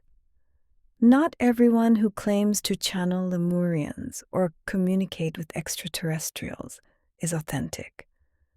Not every crystal sold as Lemurian actually carries any special properties or programming. Not every spiritual teacher or guide operating in the Mount Shasta area has pure intentions or genuine abilities. Discernment requires that we remain both open and critical, both receptive and boundaried, both willing to believe and willing to question. The mountain itself cuts through all pretense and performance. It knows authenticity from artifice, genuine seeking from spiritual materialism, humility from entitlement. Those who come with pure hearts, with real questions, with sincere desire to grow and serve, receive the mountain's blessings regardless of their belief systems or frameworks. Those who come to take without giving, to use without honoring, to exploit rather than relate, find the mountain closed to them, its secrets withheld, its energies unavailable. This is not punishment, but natural law, the law of resonance, the principle that like attracts like, that consciousness can only access what it matches vibrationally. To receive the mountain's highest gifts requires that we cultivate the highest qualities within ourselves: reverence, gratitude, humility, openness, compassion, integrity. The mountain serves as a mirror, reflecting back to us our own consciousness, showing us clearly where we are in our evolution, what work remains to be done. Your body has become so deeply relaxed now that you cannot feel its boundaries, cannot distinguish where you end and the world begins. This is the truth of things, that separation is illusion, that we are all part of one vast interconnected web of being, and Mount Shasta helps us remember this truth, helps us feel it viscerally rather than only understanding it intellectually. The sacred springs and healing waters of Mount Shasta continue to flow, as they have for thousands of years, offering their gifts freely to all who approach with respect. The headwaters bubble up from the ground, pure and cold, the beginning of the mighty Sacramento River that will travel hundreds of miles before reaching the ocean. Stewart mineral springs maintain their ancient healing properties, the red and white waters mixing their masculine and feminine energies. Countless smaller springs and seeps emerge from the volcanic rock at various locations around the mountain, each with its own quality and character, each offering a different medicine. Water is the universal solvent, the carrier of information and energy, the medium through which healing flows. Water remembers, water absorbs, water transmits. The water that emerges from Mount Shasta carries the mountain's consciousness, its wisdom, its blessing. To drink this water is to take the mountain into yourself, to merge with its energy at the most intimate level. To bathe in this water is to be cleansed not just physically, but energetically, emotionally, spiritually. Indigenous peoples understood this long before Euro-American settlers arrived, and they continue to honor and protect these sacred water sources. The Winnemem-Wintu, the Shasta, the Klamath, the Modoc. These peoples maintain living relationships with Mount Shasta and its waters, relationships based on reciprocity and respect, on taking only what is needed and giving back in ceremony and care. They are the true guardians of the mountain, appointed not by human law, but by ancient covenant, by agreements made between their ancestors and the mountain's spirit when the world was young. For surface humanity to move forward into a more harmonious relationship with Earth and with sacred sites like Mount Shasta requires that we learn from indigenous wisdom, that we adopt protocols of respect and reciprocity, that we understand ourselves as part of nature rather than separate from or superior to it. The Lemurians, whether historical or mythical, represent this consciousness, this understanding of unity and interconnection, this way of being in right relationship with all life. Drift now into the deepest sleep, where your conscious mind completely releases control, where your subconscious and superconscious minds can communicate freely, where healing occurs at the cellular and energetic levels, where integration and transformation proceed unimpeded by doubt or resistance or fear. The legends of Telos, the accounts of Lemurians living beneath Mount Shasta in a city of light, serve multiple purposes regardless of their literal truth. They remind us that there are always deeper layers of reality than we perceive, that what seems solid is actually mostly empty space, that the visible is dwarfed by the invisible. They suggest that advanced civilizations are possible, that humanity's current state is not the apex of evolution, but merely a stage, that we carry within us the potential for far greater consciousness and capabilities than we currently manifest. The Telosians, as described by those who channel their communications, model a way of living based on cooperation rather than competition, on abundance rather than scarcity, on spiritual development rather than material accumulation. They show us what becomes possible when fear is transcended, when separation consciousness is healed, when we remember our fundamental unity with all life. Whether they exist in underground chambers or in parallel dimensions or in the collective unconscious as archetypes, they perform this function, holding the vision of what we might become. The UFO phenomenon around Mount Shasta, the lights and craft and mysterious aerial activities similarly expand our sense of possibility and belonging. If we are not alone, if other intelligence exists throughout the cosmos, if some of them are visiting Earth and interacting with humanity in subtle and not so subtle ways, then everything changes. Our place in the universe shifts from isolated accident to participant in a vast community of conscious beings. Our evolution becomes not just a local concern, but a matter of galactic significance. Our choices and consciousness affect not just Earth, but the larger field of which Earth is part. This awareness can be overwhelming, can make our individual lives seem insignificant, but it can also be profoundly empowering. We matter. What we do with our consciousness, how we evolve, whether we choose love or fear, cooperation or conflict. These choices ripple out into larger and larger spheres of influence. We are each essential threads in the infinite web, and the quality of our thread affects the whole fabric. Mount Shasta helps us feel this truth, helps us experience ourselves as both infinitesimally small and cosmically significant, as finite beings living infinite lives, as drops of water that are also the entire ocean. The mountain holds the paradox, reconciles the opposites, shows us that both are true, that we need not choose between them. Your breathing has synchronized with the breathing of the planet now, slow as the tide, vast as the atmosphere. You breathe in with all beings everywhere, one collective inhalation. You breathe out with all beings everywhere, one collective exhalation. There is no separation, only unity expressing itself in infinite variety.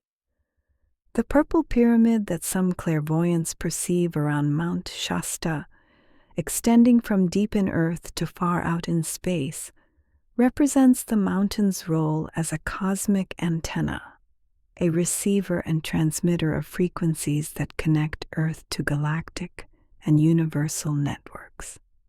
Within this pyramid, tremendous energetic work proceeds constantly. The anchoring and distribution of light codes, the clearing and healing of planetary trauma, the support of human awakening on both individual and collective levels.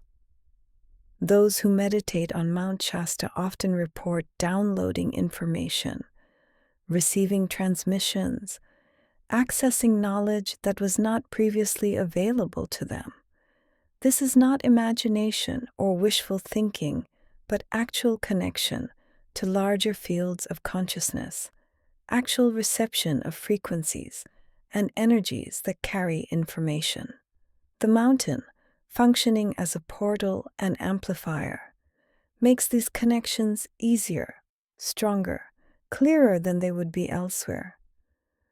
This is why serious spiritual practitioners return to Mount Shasta repeatedly, why they structure their lives around regular visits, why they consider time on the mountain essential to their work and evolution. The 7 chakra vortexes at different elevations on Mount Shasta provide a complete spectrum of healing and activation opportunities. Someone struggling with groundedness and physical vitality can visit the root chakra vortex and receive support for those issues. Someone working on heart opening and compassion can find the heart chakra vortex and be held in frequencies that facilitate that development. Someone seeking to strengthen intuition and inner vision can access the third eye vortex and receive the specific energies needed for that work. These vortexes are not random, but are organized according to a precise geometry, a sacred architecture that reflects the mountain's role as a teaching temple, a multi-level school where students can work at whatever level they are ready for. The mountain does not force anyone beyond their current capacity, but invites each person to their growing edge, offering support and challenge in perfect proportion, facilitating evolution at exactly the right pace. Rest now in absolute peace, knowing you are held, knowing you are loved, knowing you are exactly where you need to be. The mountain's energy surrounds you like a cocoon, protecting you, nurturing you, supporting the deep restoration that occurs in these profound levels of sleep.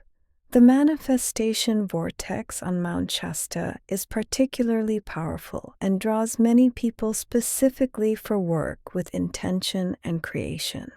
Here, the space between thought and manifestation collapses, allowing desires and intentions to materialize with unusual speed and clarity. But this power requires responsibility. The vortex does not distinguish between conscious and unconscious intentions, between desires that serve our highest good and those that arise from ego and fear.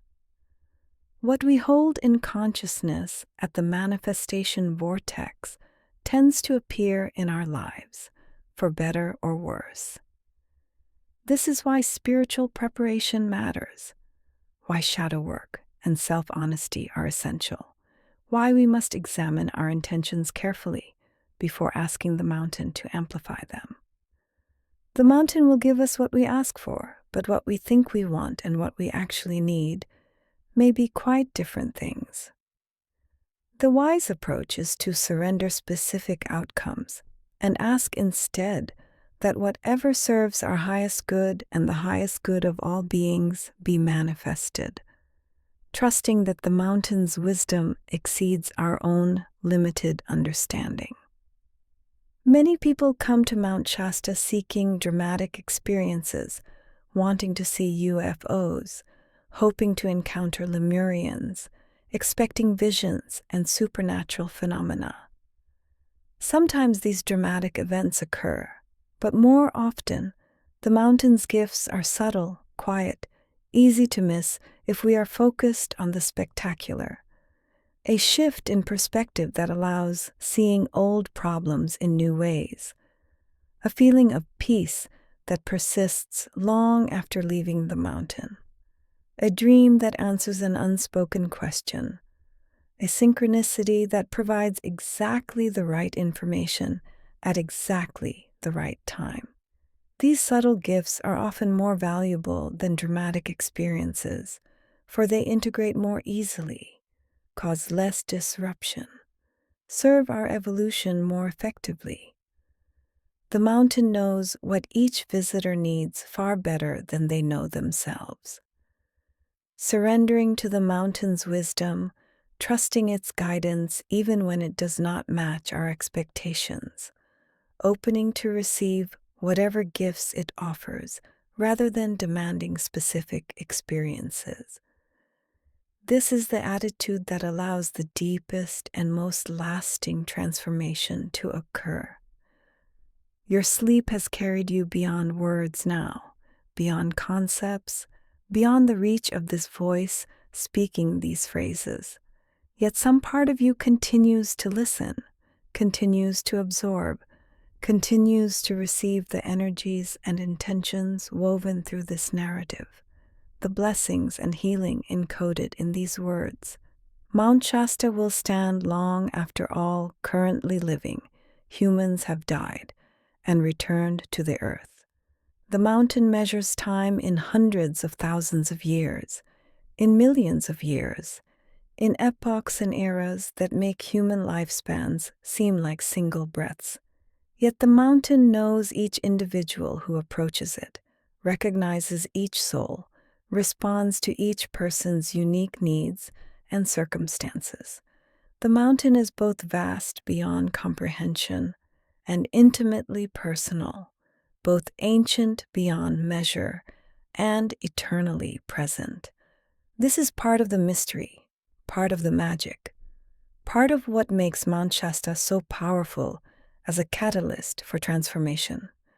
The mountain holds space for all paradox, reconciles all opposites, embraces all contradictions.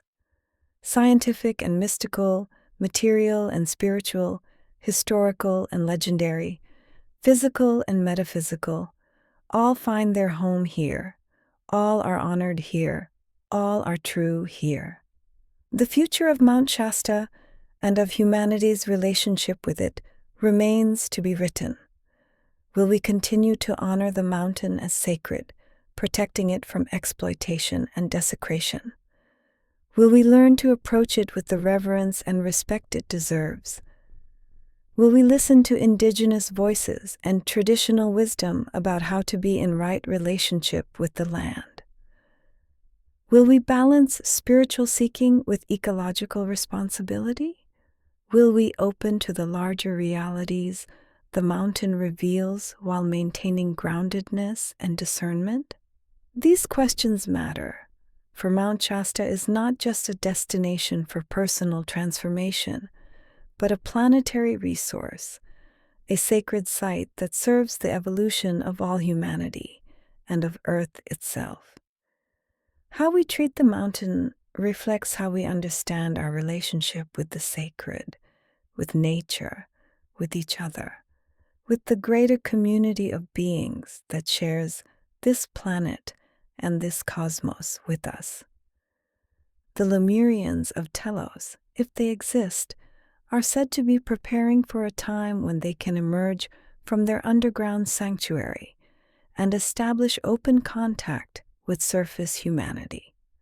That time will come, according to channeled sources, when enough humans have evolved beyond fear and separation consciousness, when we have developed the capacity to meet our Telosian brothers and sisters as equals rather than as gods or threats.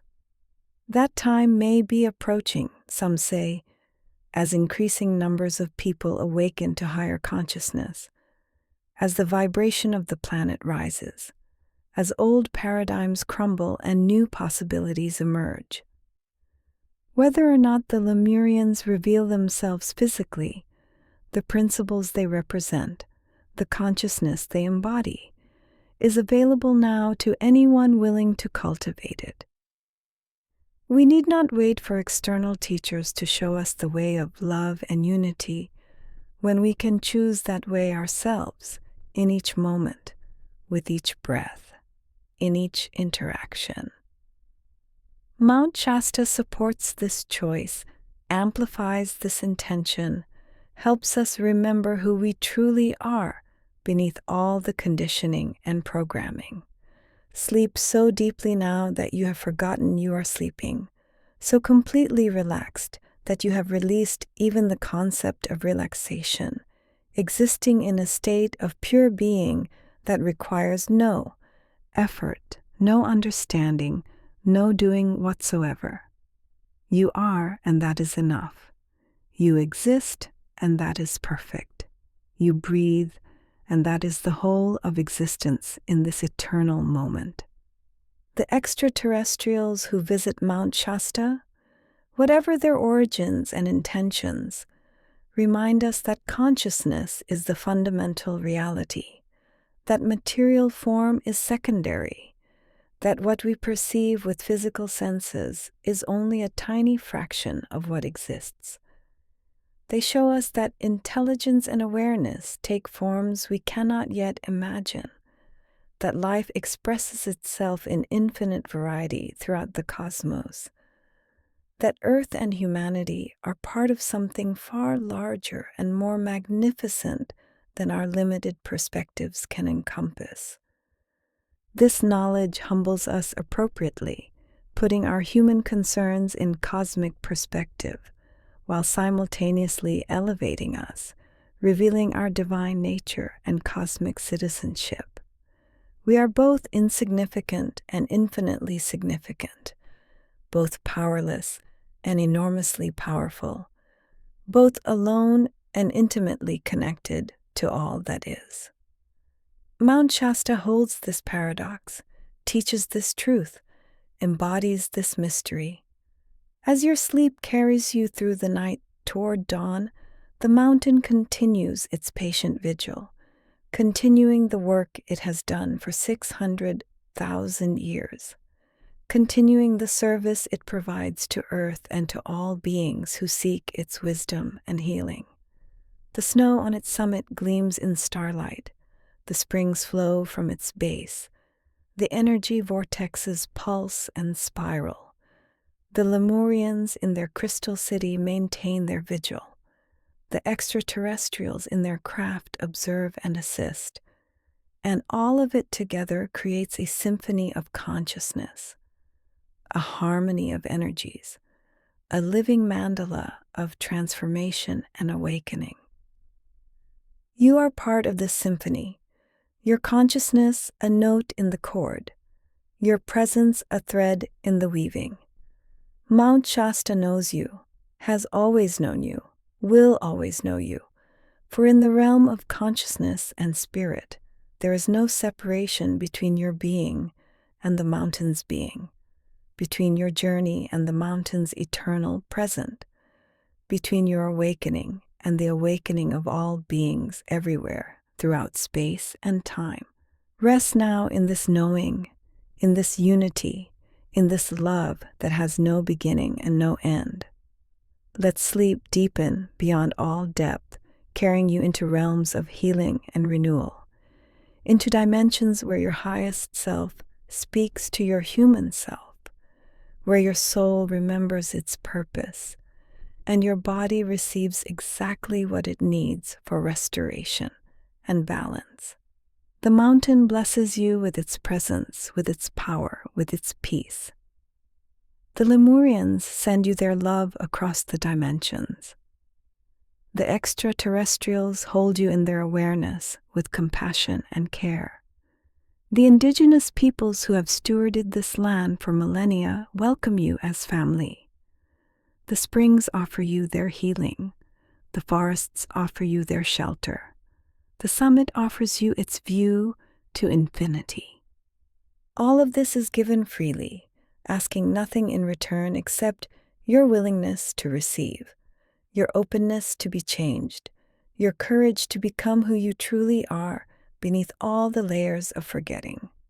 Mount Shasta calls you home, to yourself, to your divine nature, to your place in the great web of being. And in sleep, in this deep and healing darkness, you hear that call and answer it, allowing yourself to be transformed, to be awakened, to be reborn into greater consciousness and fuller life. Sleep now, deeply and completely, held in love, wrapped in blessing, carried through the night on wings of grace. The mountain watches over you, the stars wheel above in their ancient dance, and you rest in the sacred center, where all journeys begin and end, where separation dissolves into unity, where all questions find their answer in the silence that contains all sound, the stillness that sources all movement, the darkness that gives birth to light. Be at peace, be at rest, be who you are, completely and without reservation. The mountain knows you. The mountain loves you. The mountain welcomes you home, now and always, forever and ever, in this eternal moment that is all moments. This sacred now that contains all time, this perfect stillness where all healing happens, all transformation occurs, all awakening unfolds in its own perfect timing. Sleep, beloved. Sleep deeply. Sleep well. The mountain holds you safe through the night, and morning will come in its own time, bringing new light, new possibilities, new opportunities for growth and service and joy.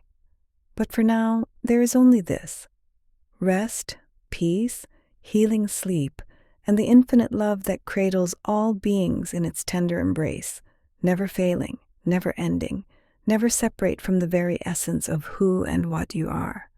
Sleep now, sleep deeply, sleep in peace, and let the mountain's mystical energy carry you safely through the night into dreams of beauty, wisdom, and light beyond measure. As consciousness drifts in the boundless ocean of sleep, we explore now the intimate geography of Mount Shasta's sacred landscape, the specific places where energy concentrates and revelation unfolds, where seekers through the decades have encountered the extraordinary and been forever changed. Your body rests in complete stillness, your breathing slow as winter, as we journey through meadows and forests, caves and clearings, each location a doorway, each site a temple. Panther Meadows, nestled at approximately 7,000 feet elevation on Mount Shasta's southern slope, holds special significance as one of the most powerful and accessible sacred sites on the mountain. This alpine meadow, fed by springs and snowmelt, explodes with wildflowers during the brief summer season, creating a carpet of color against the backdrop of the mountain's white summit. The meadow has been used for ceremony and vision, questing by indigenous peoples for thousands of years, and that accumulated spiritual power saturates the land, making itself felt even to those with no sensitivity to subtle energies. Visitors to Panther Meadows often report profound experiences, feelings of being held by ancient presence, of being seen and known by consciousness that predates human arrival on this continent. The meadow seems to amplify whatever intention one brings, whether that intention is healing, insight, connection, or simply rest. Many people receive clear guidance, hear answers to questions they have carried for years, solutions to problems that seemed unsolvable, clarity about next steps in their journey. Let your awareness expand to include this meadow now, seeing with your inner vision the alpine grasses swaying in mountain breeze, the springs bubbling up from beneath volcanic rock, the wildflowers nodding their bright heads, the mountain rising overhead like a benediction. Feel yourself held by this place, embraced by its ancient peace, welcomed into its sacred circle.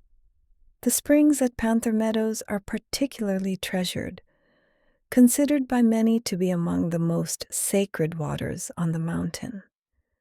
These springs emerge pure and cold, filtered through the mountain's body over decades or centuries, carrying mineral properties and subtle energies that support deep healing. People come with jugs and bottles to collect this water, drinking it daily as medicine, bathing in it for purification, using it in ceremony and ritual. The water from Panther Meadows is said to open the heart, to facilitate emotional release, to help dissolve barriers between self and soul. But Panther Meadows faces challenges: the pressure of too many visitors, too many feet compacting the fragile soil, too many people bathing in the springs and trampling the vegetation. The Forest Service has implemented restrictions, closing certain areas to protect them from overuse, asking visitors to stay on designated paths, to take nothing, to leave no trace. This tension between access and preservation reflects larger questions about how to honor sacred sites in an age of mass tourism, how to share the gift while protecting its source. Those who love Mount Shasta and understand its value beyond recreational opportunity advocate for approaching the mountain and its sacred sites with protocols of respect that match indigenous practice. This means making offerings, not necessarily material gifts, but offerings of gratitude, of prayer, of commitment to protect and serve. It means taking only photographs and memories, leaving only footprints and blessings. It means listening more than speaking, receiving more than taking, honoring more than consuming. Your sleep deepens further, your body sinking into the earth as though being absorbed, becoming part of the ground itself, merging with stone and soil, dissolving into the mountain's vast being. There is no separation now between your consciousness and the consciousness that moves through all things, that breathes through meadows and forests, that flows in springs and streams. Pluto's Cave, a lava tube located near the northern base of Mount Shasta, draws explorers and seekers interested in the mountain's underground mysteries. The cave is a remnant of ancient volcanic activity, a tunnel formed when the surface of a lava flow cooled and hardened while molten lava continued to flow beneath, eventually draining away and leaving behind these hollow tubes that honeycomb the mountain's interior at various levels and locations. Walking into Pluto's cave requires only a flashlight and reasonable mobility, as the entrance is accessible and the main passage is large enough to walk upright for several hundred yards. But the psychological effect of entering the mountain's darkness, of descending into the earth, of leaving behind sunlight and sky, can be profound. Many people experience irrational fear, a primal response to enclosed spaces and darkness that triggers ancient survival programming. Others feel drawn deeper, called to explore, sensing something waiting for them in the mountain's belly. Some believe Pluto's cave serves as an entrance to Telos, or at least connects to the tunnel systems that lead eventually to the underground city. They report feeling presences in the cave's depths, seeing lights where no lights should be, hearing sounds of distant machinery, or voices speaking unknown languages. Others dismiss these accounts as overactive imagination, the mind creating stories to explain the disorientation and sensory deprivation that naturally occur in underground environments. The truth, as always, at Mount Shasta remains elusive, dwelling in the space between literal fact and symbolic meaning. What cannot be denied is that Pluto's cave affects those who enter it, leaving impressions that linger long after returning to surface and sunlight. The cave strips away pretense, confronts us with our relationship to darkness and the unknown, asks whether we can maintain center and calm when external references disappear. It serves as initiation space, a test of courage and trust, a confrontation with what we carry inside that we have not yet faced or integrated. The cave's cool darkness invites rest now, invites release, invites surrender to the healing void where nothing needs to be seen or known or understood. Simply existing in the darkness, simply breathing in the mineral-scented air, simply being held by stone walls that have stood for thousands of years and will stand for thousands more. Let yourself rest in this darkness, this womb space, this place of gestation where old forms dissolve and new forms slowly take shape. Castle Lake and Heart Lake, two alpine bodies of water in the Mount Shasta area, each carry their own character and medicine. Castle Lake, larger and more easily accessible, sits in a glacially carved basin surrounded by granite cliffs and conifer forests. The water is crystalline clear, fed by snowmelt and springs, so cold that swimming is only for the brave or determined. The lake's surface mirrors the sky, creating a doubling effect, as above so below, heaven reflected in earth. People come to Castle Lake for recreation, for fishing and swimming and picnicking, but also for quieter purposes, for meditation by the shore, for sunrise and sunset ceremonies, for solitary contemplation while sitting on the rocks that ring the water. The lake seems to facilitate a particular quality of reflection, helping visitors see themselves more clearly, revealing patterns and dynamics that usually remain hidden beneath the surface of awareness. The mirror of the water becomes a mirror for consciousness, showing us what we need to see, whether we think we want to see it or not. Heart Lake, smaller and requiring a moderate hike to reach, lives up to its name by opening and softening the heart center. The trail winds through forest and across streams, gradually ascending to the lake's glacial basin. The approach itself serves as purification, each step a prayer, each breath a release of what no longer serves. By the time one reaches the lake, there has been preparation, a gradual transition from the busy world below to the sacred space above. The lake itself, when finally revealed, often brings tears to first-time visitors. Its beauty so pure and unexpected, its setting so perfectly composed that the heart spontaneously opens, defenses melt, and emotion flows freely. This is the lake's gift, the permission and support for feeling, for allowing the heart to break open rather than remaining closed and protected. So many people carry grief and pain they have never fully processed, wounds they have buried rather than healing. Heart Lake creates conditions where this stuck emotion can finally move, can be felt and released, can be given to the water that receives all offerings without judgment.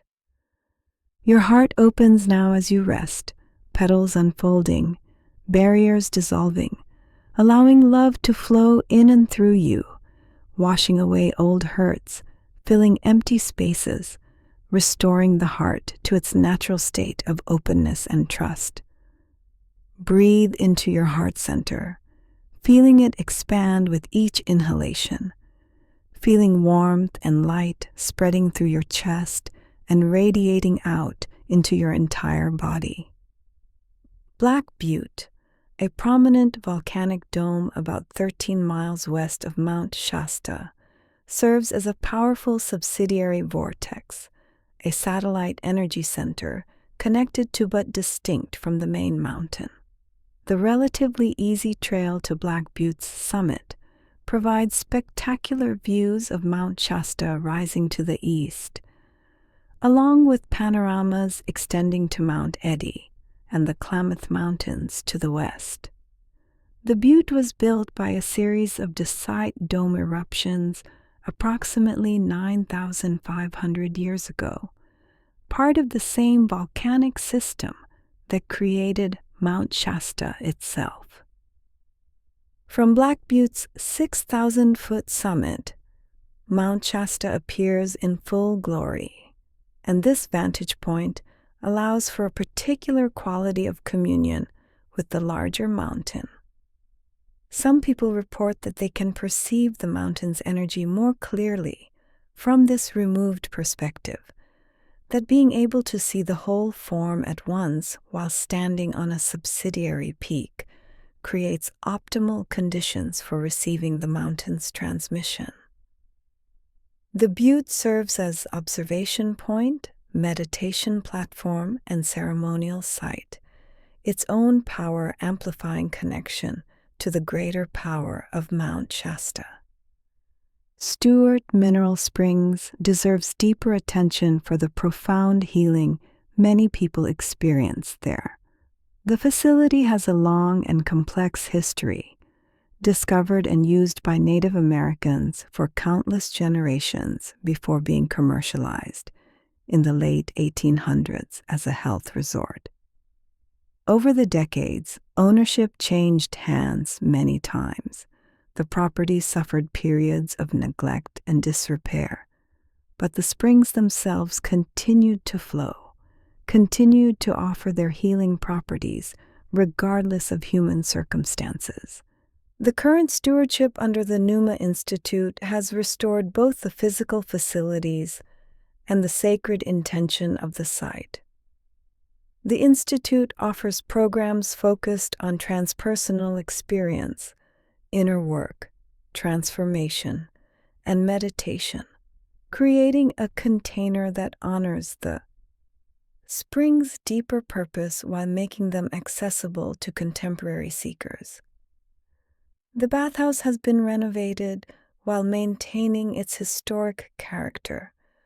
the private rooms with their clawfoot tubs, providing intimate space for the healing immersion that constitutes the traditional treatment. The protocol remains essentially unchanged from what was practiced over a century ago. Each person receives a private room with a tub filled with the mineral-rich water drawn from the springs where red and white water mix. The water temperature is hot but not scalding, carefully maintained at optimal therapeutic range. One enters the tub and remains for 7 to 15 minutes, allowing the minerals to be absorbed through the skin, the heat opening pores and blood vessels, the lithium and magnesium and sulfur working their particular magic on body and nervous system. After the soak, one moves to the sauna, a traditional wood-heated structure where temperature can reach levels that induce profound sweating. The minerals already absorbed during the bath are driven deeper into tissues. Toxins are drawn to the surface to be eliminated. The heat challenges the cardiovascular system in ways that strengthen and tone it. After sufficient time in the sauna, typically 15 to 20 minutes, though more or less depending on individual tolerance, the final step approaches. The cold plunge into Parks Creek represents the most challenging aspect of the treatment for many people. The creek water is snow-melt cold, shocking to the system, causing gasping and sometimes involuntary vocalizations. But this cold immersion serves essential purposes. It closes the pores that the heat opened, sealing in the minerals and the benefits of the treatment. It stimulates circulation powerfully, causing blood to rush from extremities to core and then back out again in waves. It activates the parasympathetic nervous system, initiating deep relaxation responses. And it completes an elemental cycle, moving from fire to water, from heat to cold, from expansion to contraction, creating a dynamic that facilitates deep healing and transformation. This complete cycle is repeated 3 times during a full treatment, each repetition deepening the effect, each immersion more profound than the last. By the 3rd cold plunge, many people experience altered states, feelings of expansion and dissolution, visions and insights, emotional releases, energetic activations. The springs work on multiple levels simultaneously, addressing physical ailments while also clearing energetic blockages, releasing emotional trauma while also elevating consciousness.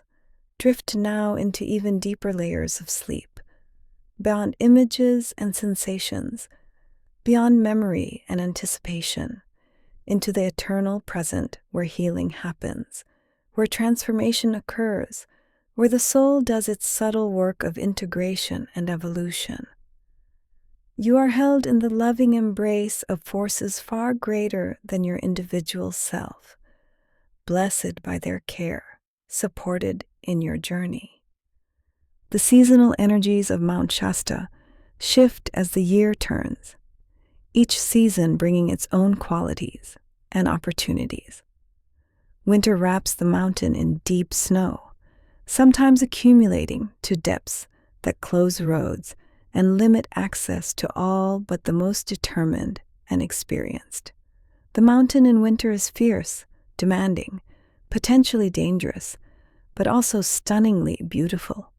Its slopes untracked white, its summit lost in clouds and storm, its presence more felt than seen during the short, dark days. Those who brave the mountain in winter often report that its energy feels more concentrated during the season, less diffused by the crowds that arrive during warmer months. The cold itself serves as purification, stripping away all but essential functions, focusing awareness on survival and presence. Winter is the season of the underworld, of descent into depths, of confronting shadow and limitation, of learning to find light within darkness. The mountain in winter teaches lessons of patience and endurance, of trusting that spring will come even when snow seems eternal. Spring arrives gradually at this elevation, snow melt beginning in earnest only in April or May, revealing land that has been buried for months.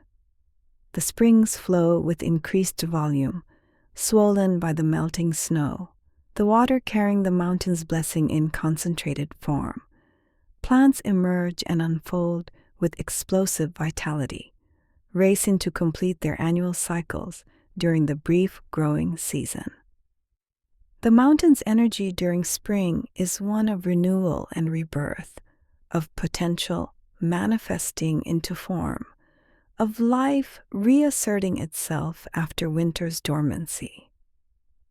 Summer brings the crowds, the hikers and climbers and spiritual seekers who fill the trails and power spots, who camp in the meadows and gather at the springs. The mountain becomes busy, social, almost festival-like during peak summer months. This has benefits and drawbacks. The community energy can be supportive and celebratory, but it can also feel overwhelming, making it difficult to find solitude and silence. Summer is the season of full manifestation, of yang energy, of outward expression and activity. The mountain teaches expansion during summer, encourages risk and adventure, invites us to explore what becomes possible when conditions are optimal. Autumn returns the mountain to greater quietness as visitors decrease and the first storms begin sweeping through. The meadows turn gold and brown, plants setting seed, energy moving down into roots, preparation beginning for the coming winter. Autumn is the season of harvest, of integration, of bringing together what has been learned during the active months, of processing and assimilating before the descent into winter darkness. The mountain's energy becomes more introspective during autumn, more contemplative, inviting reflection rather than activity. Each season offers its particular gifts, its specific teachings, its unique character. Those who develop long-term relationship with Mount Shasta come to know these seasonal shifts intimately, tuning their visits to match the qualities they need to work with, returning year after year to deepen their connection and receive the mountain's guidance across all phases of the cycle.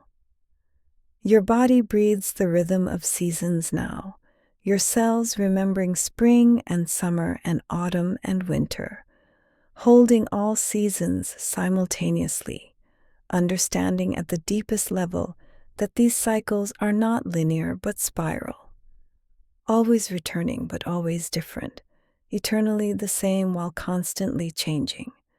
Rest in this knowing, in this wisdom that needs no words, in this ancient understanding that lives in your bones and blood. The animals of Mount Shasta, both the ordinary and extraordinary, contribute to the mountain's presence and power. Black bears roam the forests, magnificent and potentially dangerous, requiring that hikers maintain awareness and proper food storage. Deer browse in meadows at dawn and dusk, their grace and beauty a reminder of nature's perfection. Marmots sun themselves on rocks, their whistles warning of approach. Pikas gather grass for winter stores, tiny architects of survival. Birds of countless species make their homes here, from ravens and eagles to tiny hummingbirds, each adding their voice to the mountain's symphony. And then there are the cryptids, the beings that may or may not exist, depending on one's perspective and experience. Bigfoot sightings in the Mount Shasta region continue with remarkable consistency. enough reports from credible witnesses that dismissing all of them as hoax or misidentification becomes difficult. Something is being seen, something that leaves footprints too large and stride too long for any known animal, something that moves through dense forest with impossible stealth, something that occasionally allows itself to be glimpsed at forest edges and across clearings before vanishing back into the trees. Whether Bigfoot represents an undiscovered primate species, an interdimensional traveler, a nature spirit taking temporary physical form, or something else entirely, the phenomenon adds to Mount Shasta's atmosphere of mystery and possibility. The forest feels watched, inhabited by presences that observe from behind trees, that maintain their secrecy while making their existence known in subtle ways. This creates a quality of attention, of alertness tempered with respect, of recognizing that we are visitors in a realm not primarily designed for human purposes. The mountain lions that hunt these forests are rarely seen but always present, apex predators that maintain ecological balance while themselves maintaining perfect camouflage and stealth. Their presence reminds us that we are not at the top of the food chain when we enter wild lands, that we are vulnerable, that nature includes danger and death as well as beauty and life. This edge of risk, this acknowledgement of our animal nature and physical mortality, serves important purposes, cutting through spiritual bypassing and disembodied consciousness, grounding us in the reality of incarnation. Sleep so deeply now that dreams have ceased, that thoughts have dissolved, that nothing remains but pure awareness resting in its own nature, requiring nothing, seeking nothing, simply being what it is, complete and perfect exactly as it is. You are this awareness, have always been this awareness, will always be this awareness, regardless of what forms you temporarily inhabit, what experiences you temporarily have, what stories you temporarily believe about yourself. The elementals and nature spirits that inhabit Mount Shasta's forests and meadows, springs and streams, make themselves known to those whose perception has refined enough to sense subtle presences. These beings exist at frequencies slightly outside ordinary human perception, dwelling in the liminal zones between physical and energetic, material and spiritual. They are not metaphorical but actual, consciousness associated with specific locations or elements, guardians and stewards of particular places or processes. Some people perceive these beings visually, seeing them as small lights or shadowy forms, as translucent figures or geometric patterns. Others feel their presence energetically, sensing where they congregate, feeling their curiosity or approval or request that certain areas not be disturbed. Still, others communicate with them telepathically, receiving impressions and information, establishing relationships based on mutual respect and cooperation. The elementals ask that we humans remember our manners when entering their territories, that we announce ourselves, explain our intentions, request permission rather than assuming entitlement. They appreciate offerings left with proper intention, whether flowers or crystals or simply heartfelt gratitude and blessing. They respond to beauty and song, to genuine love of nature, to consciousness that recognizes their existence and honors their role. Working consciously with nature spirits and elementals enriches the experience of being on Mount Shasta, transforming hikes from mere physical exercise into communion and dialogue, turning time in nature from recreation into relationship. The mountain itself is the greatest of these spirits, the overarching consciousness that contains and coordinates all the subsidiary beings and energies. To honor the mountain is to honor all its inhabitants, seen and unseen, physical and etheric, human and non-human. The sun sets on Mount Shasta each evening in displays of color and light that seem carefully composed for maximum impact, the white summit catching the last rays and glowing pink and gold and orange against darkening sky, the lenticular clouds, if present, becoming illuminated from beneath, creating effects that seem too beautiful to be natural, too perfect to be accidental. And each morning the sun rises to the east, light gradually climbing the mountain's western face, bringing warmth and illumination, beginning the daily cycle again. These transitions, dawn and dusk, hold special power on the mountain. The threshold times when day becomes night or night becomes day, when the veils between worlds thin further, when magic becomes most likely. Many serious practitioners on Mount Shasta schedule their ceremonies and meditations for these liminal hours, meeting the sun as it rises or watching it set, working with the energies of transition and transformation that these moments embody.